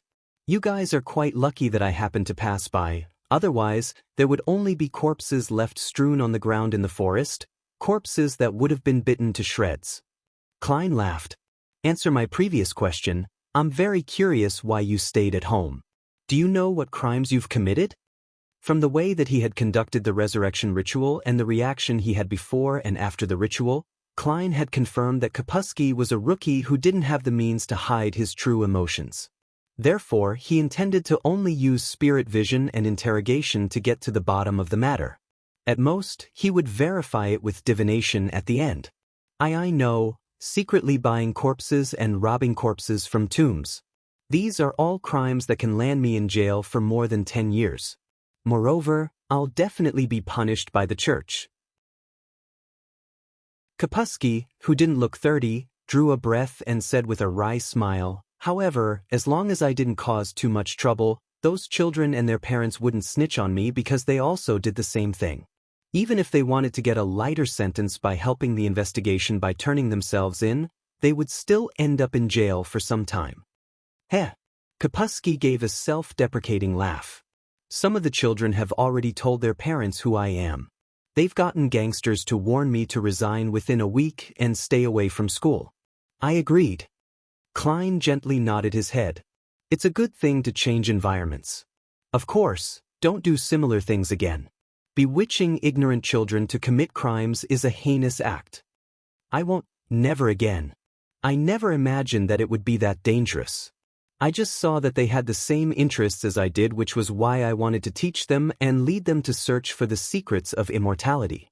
As for digging graves, many doctors did it a long time ago." Kapusky sighed with some lingering fear. The color of his emotions matches his current state of mind. From the sound of it, he doesn't seem to be a member of the numinous episcopate. Klein thought for a moment, then he bluntly asked, "Where did you learn the spirit dance from?" "Spirit dance? I usually call it the dance of death. Kapusky was taken aback at first before he came to a realization. An old gentleman taught it to me. An old gentleman? Klein pressed. Kapusky's mind turned adrift as he recalled his memories. He was a vagabond. He fainted in front of my house because of a serious illness. At the time, I didn't know that he was ill. I thought he had simply fallen unconscious, so I helped him home. I gave him a heated towel and applied some ointment for him. After he woke up, he told me not to send him to a hospital or clinic and that death was not the end. I experienced the deaths of my parents and several relatives and was very interested in such things. So, I chatted with him and found out that he had profound knowledge and an admirable philosophy in this area. He seemed to be very satisfied with my curiosity and even performed a miracle of killing a mosquito and waking it up. This introduction. I've read at least 10 novels with similar openings in my previous life. They were all novels about bringing an old grandpa, who was on the brink of death, home out of kindness, only to have a fortuitous encounter. Klein's mouth twitched. So, you left him at home? Kapusky nodded solemnly and said, yes. If it wasn't for the lack of time, I would have even wanted to become his student. During those few days, he taught me a lot of knowledge and the dance of death. Unfortunately, this period of time was too brief. As soon as I built momentum, he died, leaving behind only a copper whistle. Before he finished his sentence, Kapusky took out an exquisite copper whistle that didn't seem old. This is it. I have one too. It's probably at the ancestor grade though. Klein lampooned and he thoughtfully asked, how long ago was this? What did he look like? Where did you bury him? Half a year ago. His most obvious feature was his graying hair and red spots on the side of his face. He told me to bury him in the garden out back. Kapusky did a calculation of the dates. It's not Mr. Azik, but the chances are that he's a member of the numinous episcopate and not someone of a low sequence. Klein changed the subject and asked, apart from the spirit dance, you also learned the resurrection ritual? I've only learned half of that ritual.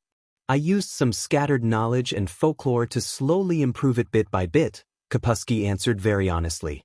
Improved it based on folklore? Oh, that poor black cat. May the goddess bless you. Klein resisted the urge to draw a crimson moon on his chest. What else? He pressed. Yes, and this copper whistle. I think it's the key to communicating with the world beyond our senses. Kapusky raised it and blew at it, sighing. Every time I finish blowing it, I can feel the surroundings turn cold. It's as if someone is watching me and tugging at me. While he was speaking, Klein, who had his spirit vision activated, saw water patterns ripple out from the ground. A cold air spread out alongside it, and the fire and light dimmed a little. Next, a skull with 3 protruding, unfocused eyes emerged from the ground. Around the skull, there were many black jointed tentacles. A tentacle reached out, touching Kapusky's leg and tugged at his clothes from time to time, appearing rather impatient. However, Kapusky didn't respond at all, as though he hadn't noticed. Is this a messenger? The copper whistle is used to summon their corresponding messengers. What's the meaning of you summoning it without giving it a letter? Klein was stunned seeing this scene.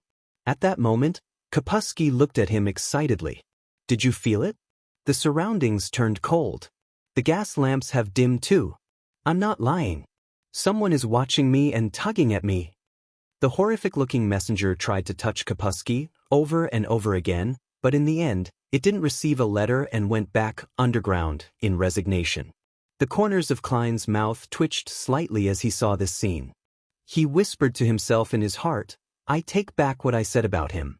He's not a rookie, he's an utter noob. He's not even a beyonder. I had thought that he was someone who had just stepped through the door of mysticism to learn the basics, but now, it seems like he hasn't even found the location of the door. Corpse collectors of the death sequence pathway can all see ghosts and spirit bodies directly.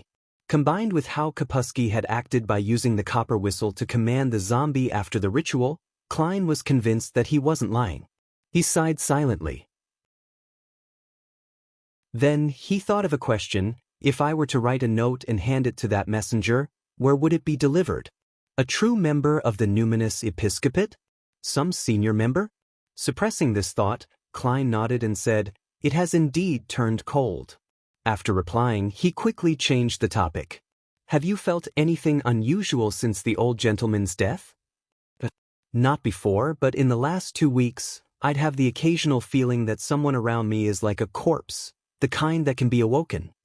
Kapusky asked, feeling both curious and afraid, is it a hallucination? It's in line with what Adel said. He isn't lying.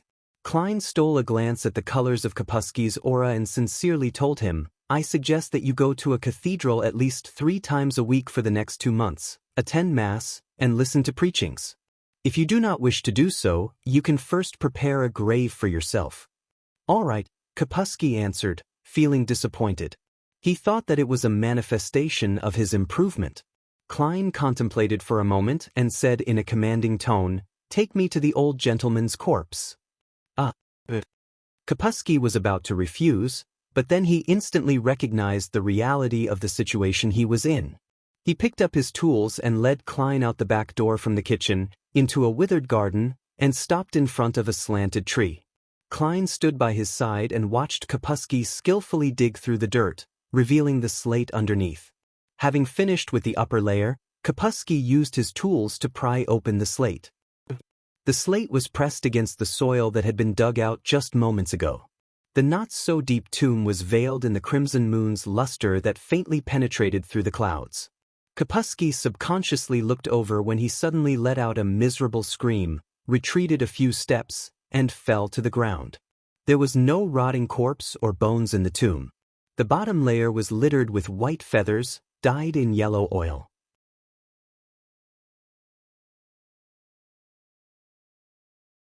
Chapter 304. Feathers, White Feathers? Looking at the corpseless grave, Klein suddenly thought of a word, angel. In the canon of the 7 major churches, they were filled with legends of angels and saints. The former had one characteristic, a pair of pure white wings on its back, and as many as 2, 3, or even 6 pairs of pure white wings. However, in the blink of an eye, Klein remembered something else Mr. Azik had once described his dream to him, one that seemed to indicate his different lives. One of the scenes was inside a dark mausoleum. There were many opened ancient coffins beside him, and in the coffins, there were corpses with white feathers growing from their backs. Is this a special characteristic of the death pathway, or a strange phenomenon caused by the numinous episcopate? Klein didn't say a word as he restrained his emotions and calmly looked at the white feathers stained with yellowish oil at the bottom of the grave. His initial judgment was that the old gentleman wasn't an angel, as the terrifying Sequence 2, or even Sequence 1 Beyonders, would certainly produce intense effects on their surroundings when they died.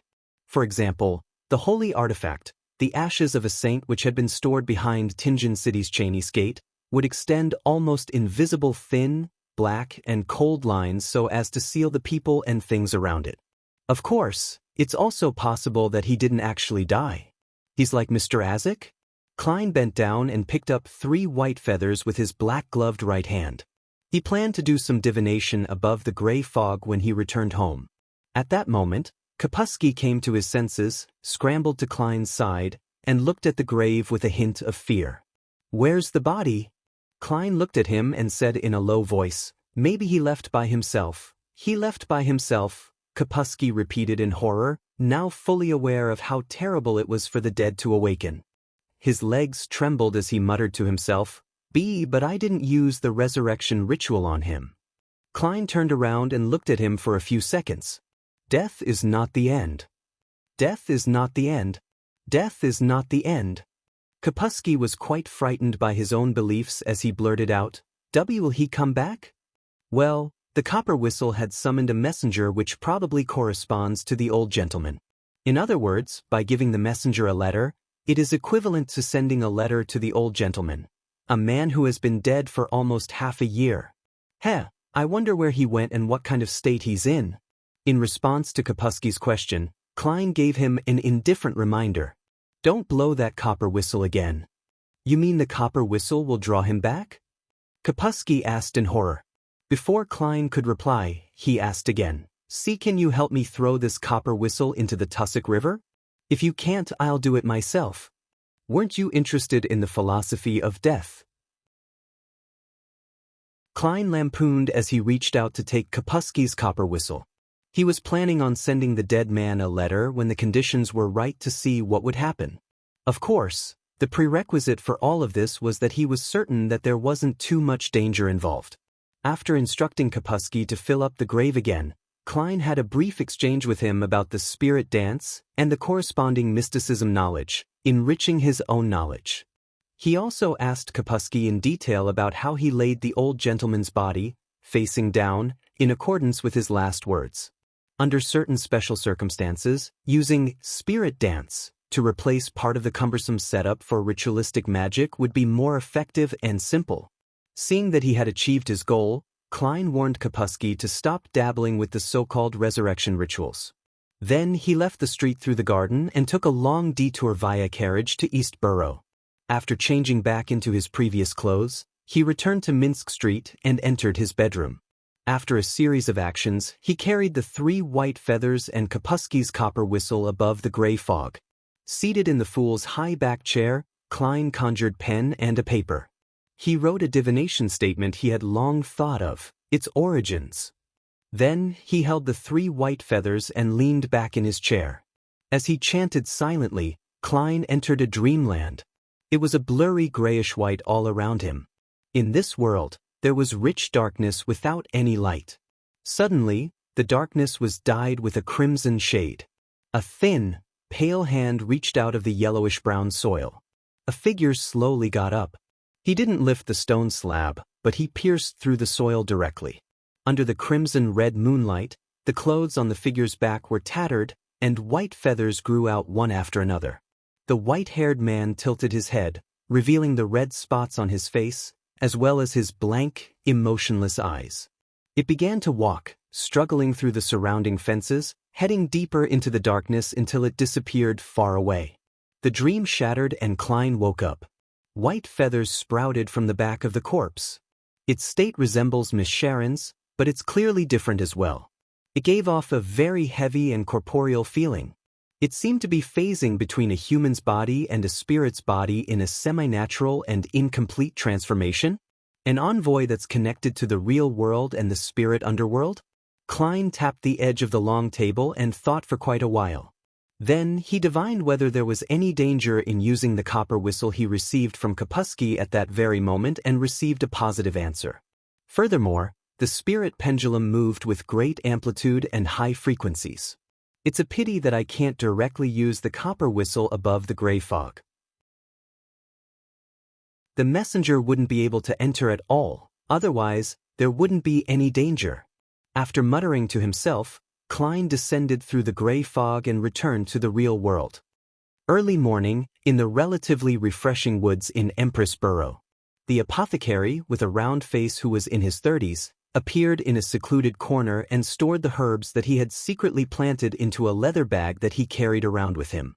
After completing the mission for the day, he straightened his back, and he began to stretch his body. He mumbled to himself in great satisfaction, "Sure enough, my physical constitution has improved. I'm no longer like what I was before, where I was relatively resistant to poisonous elements. However, why is my sequence 8 beast tamer? What does this have to do with apothecary? Well, an apothecary tames and uses plants and parts of animals that have lost their lives, while a beast tamer tames and uses living animals. Does it include beyonder creatures? Then, will my sequence 7 be able to tame and use humans? The old geezer didn't even tell me the name of sequence 7, nor did he give me the formula. When I stabilize, I'll have to try contacting him." The apothecary began punching and kicking to get used to his strengthened body. He only stopped when he was utterly exhausted. While panting, he began to consider a serious problem. How should a beast tamer act? Beast tamer, how should it be done? Look for animals and tame them? As the apothecary was mumbling to himself, he suddenly sensed something and looked towards the artificial lake. There was a huge golden retriever running happily.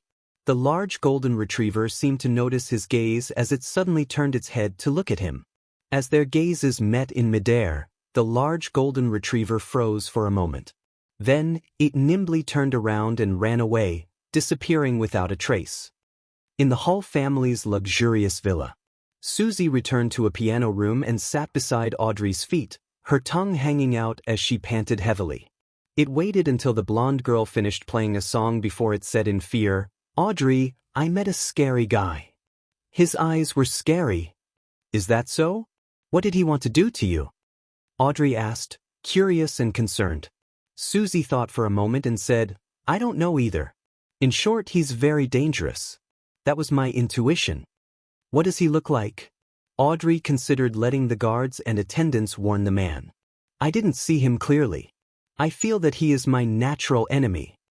Susie replied in all seriousness. "Your natural enemy? A dog-type nemesis?" Audrey gave a reserved smile.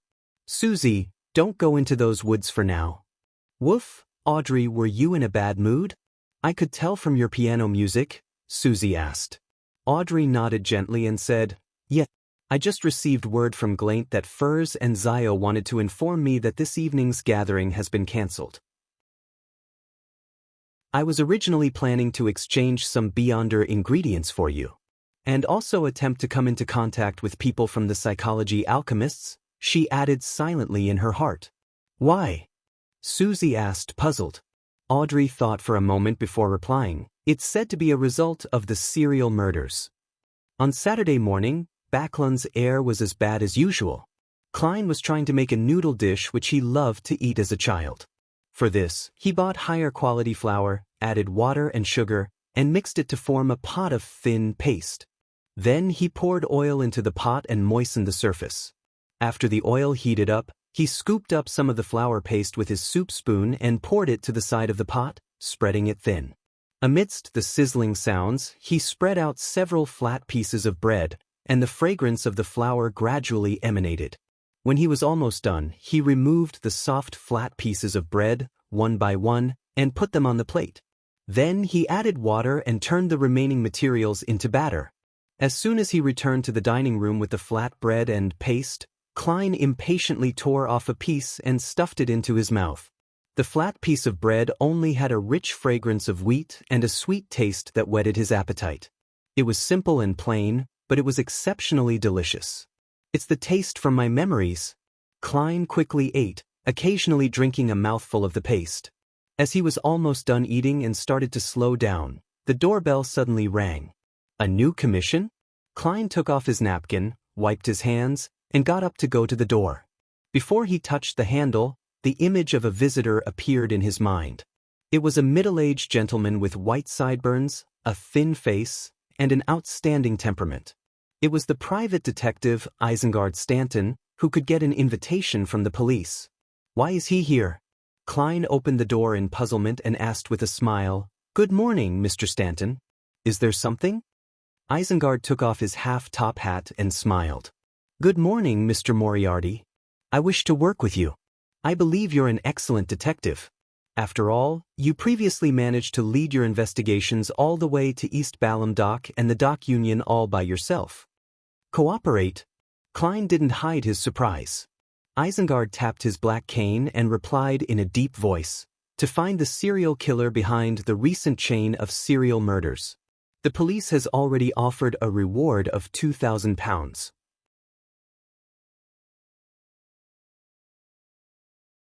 Chapter 305. The detective exchanged £2,000? That's enough to drive all the bounty hunters and private detectives in Backlund crazy. This isn't like Rear Admiral Hurricane Kalangos, who was out at sea for extended periods of time and had a bunch of subordinates. It's a bounty that can easily be touched if one reaches out.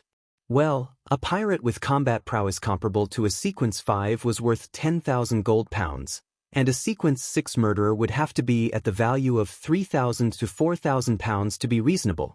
Could it be that the Nighthawks and mandated punishers have misjudged the serial killer to be a Sequence 7, rather than a quasi-expert who is about to advance to Sequence 5?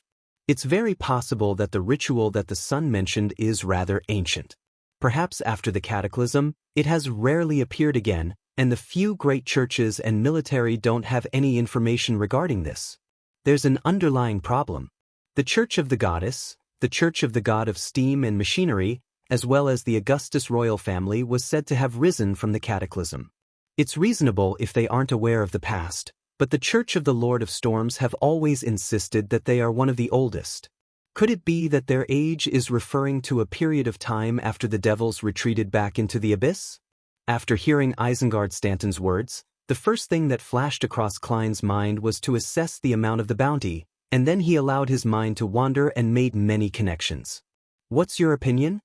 Isengard noticed that Sherlock Moriarty seemed distracted and pressed him. My opinion? Klein was momentarily stumped. A normal private detective would have definitely agreed, both because of the bounty and because of the well-known detective in front of him. A friendship with Isengard would provide him with great benefits in the detective circles. The problem, however, was that Klein wasn't a normal private detective. He was worried that he would run into the Nighthawks who were in charge of the investigation. Although I now have a beard, glasses, and a change in hairstyle, and the few Nighthawks who have seen me only a few times wouldn't recognize me, what if it was Madame Daly? However, it also isn't right to turn down the request, as that wouldn't make sense. It would appear bizarre and suspicious. Furthermore, I do hope to catch that devil as soon as possible. Otherwise, I don't know how many innocent girls will be killed. Klein hesitated for a few seconds, then he smiled. I've recently taken on a very troublesome case. I'm afraid I don't have much spare time. Before Isengard Stanton could speak up, he added, I can participate in the discussion and help to look through the information and analyze the clues, but I don't think I'll make any specific investigations. I'll do a divination later. If there's a problem, I'll also hold back from sharing my opinion and purely be a spectator. As he spoke, Klein quickly formulated a plan. Holding the black cane in his hand, Isengard pondered for a moment and said, No problem. I've gathered more than a dozen detectives and have enough people to perform the investigation. What I admire the most about you is your excellent reasoning and analytical skills. Without as many resources as me, you actually managed to go all the way to the East Balham dock and went to the dock union. If we do capture the criminal and receive the bounty, I'll distribute the rewards according to everyone's contribution in a reasonable manner. Trust me, I have some credibility in this business. All right, I hope for a pleasant partnership. Klein reached out with his right hand and shook it, feeling the dry warmth of Isengard's palm. It wasn't easy for a middle-aged gentleman in his 40s or 50s to maintain such a warmth in Backlund's late autumn. This added to Klein's suspicions that Isengard was a beyonder. Likewise. Isengard smiled and nodded. At that moment, Klein realized that he was being somewhat impolite, so he smiled and said, Sorry, I forgot to invite you in. Let's talk about this over coffee and tea? Thank you for the offer. I've already arranged for the detectives to come to my house at 9 in the morning to discuss the case. My assistant is waiting for them there. Isengard took out a marvel of mechanical beauty, a silver pocket watch with complicated engravings, opened it, and he said, We need to head over there to meet them. Will that be a problem? Not at all. Let me use the bathroom first and have a change of clothes. At this moment, Klein suddenly rediscovered the feeling of being a Nighthawk again, striking evil down, maintaining order, and protecting the people. In the bathroom, Klein went above the gray fog and received an acceptable answer through divination. He quickly returned to the real world, put on his coat and hat, took his cane, and followed Isengard into a rental carriage where he sat beside him. Isengard looked at him and asked while seemingly in thought, I'm very curious about how you managed to discover that Sibber's death was related to the dock union at East Balham docks? I didn't discover it. It's a misunderstanding. Klein considered the question seriously to fabricate a lie. With a smile on his face, he answered vaguely, the crux of the investigation was to first determine that Sibber's death was done by a copycat. This point was all thanks reporter Mike Joseph.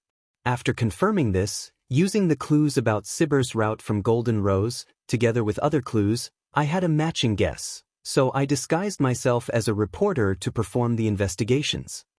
Isengard nodded slightly, and without wasting any more time on the subject, he went on to give a more detailed account of the serial murders than the newspaper had described, especially the latest case. Time flew by as the discussion and exchange progressed. The carriage arrived at a slightly old building in the Hillston borough. The house's lighting wasn't very good. Even though there wasn't much fog in Backlund today, it remained rather gloomy.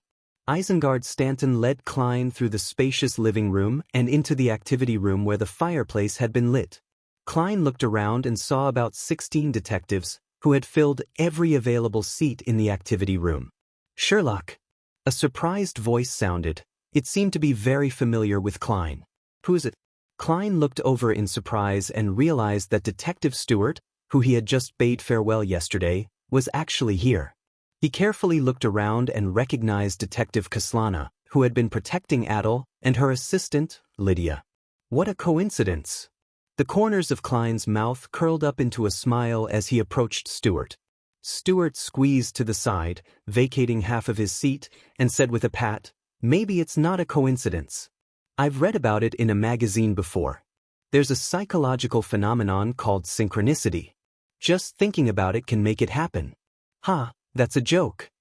At this point, Isengard introduced Klein to the detectives present. "This is Mr. Sherlock Moriarty, an excellent detective." With his endorsement, Kaslana and the others looked at Klein with much more trust than before, believing him to be an outstanding private detective. Klein nodded in response, sat down next to Stewart, and casually asked, "Is your commission over?"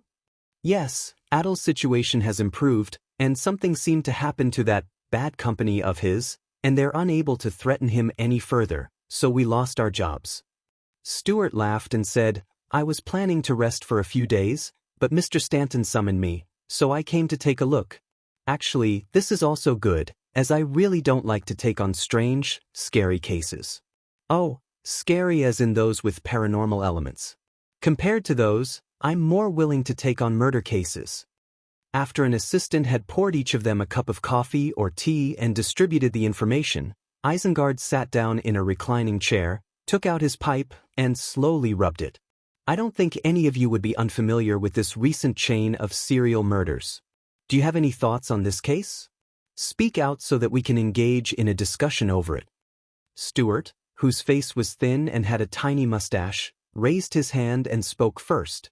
"I just read through the information and discovered that the police didn't start investigating the case based on the identity of the victim. I don't think the criminal could have figured out with his eyes if the victim was once a street girl.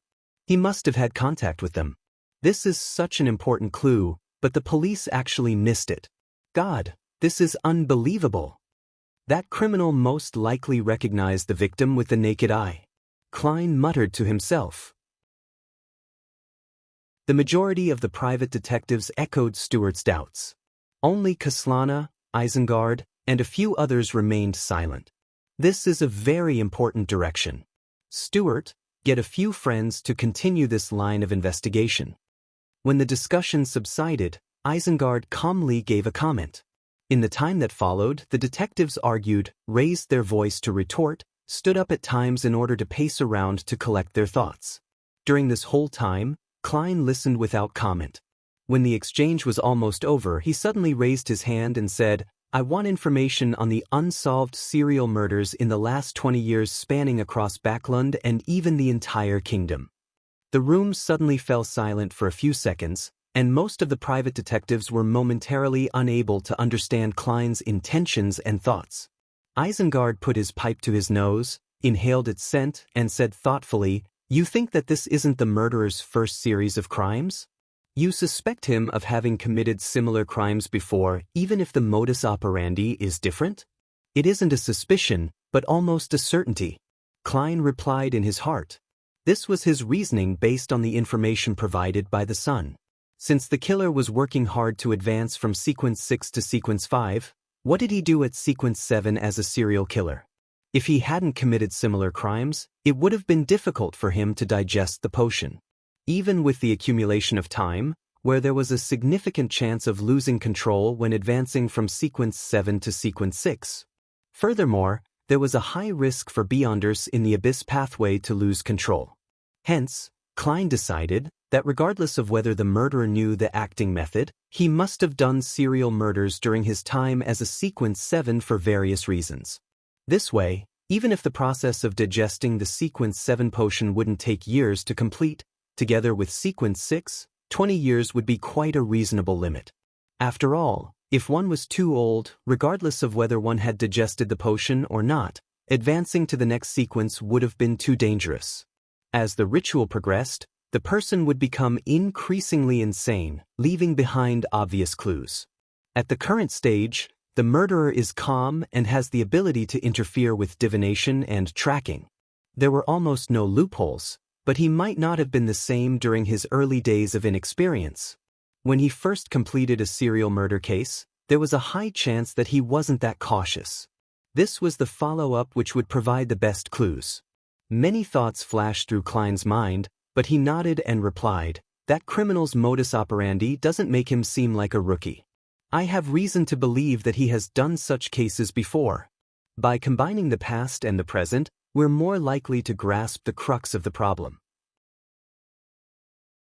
Hearing his answer, the detectives whispered to each other in discussion. After a brief silence from Isengard, he sincerely praised, "A brilliant idea. You're tuning in to the Passion Pages YouTube channel. We're so grateful for your support, and don't forget to subscribe to join us on this incredible journey through captivating stories. Your generosity through donations truly makes a world of difference, as it's the primary source of revenue that allows me to expand and enhance this channel for you. Thank you from the bottom of my heart for being a part of this adventure."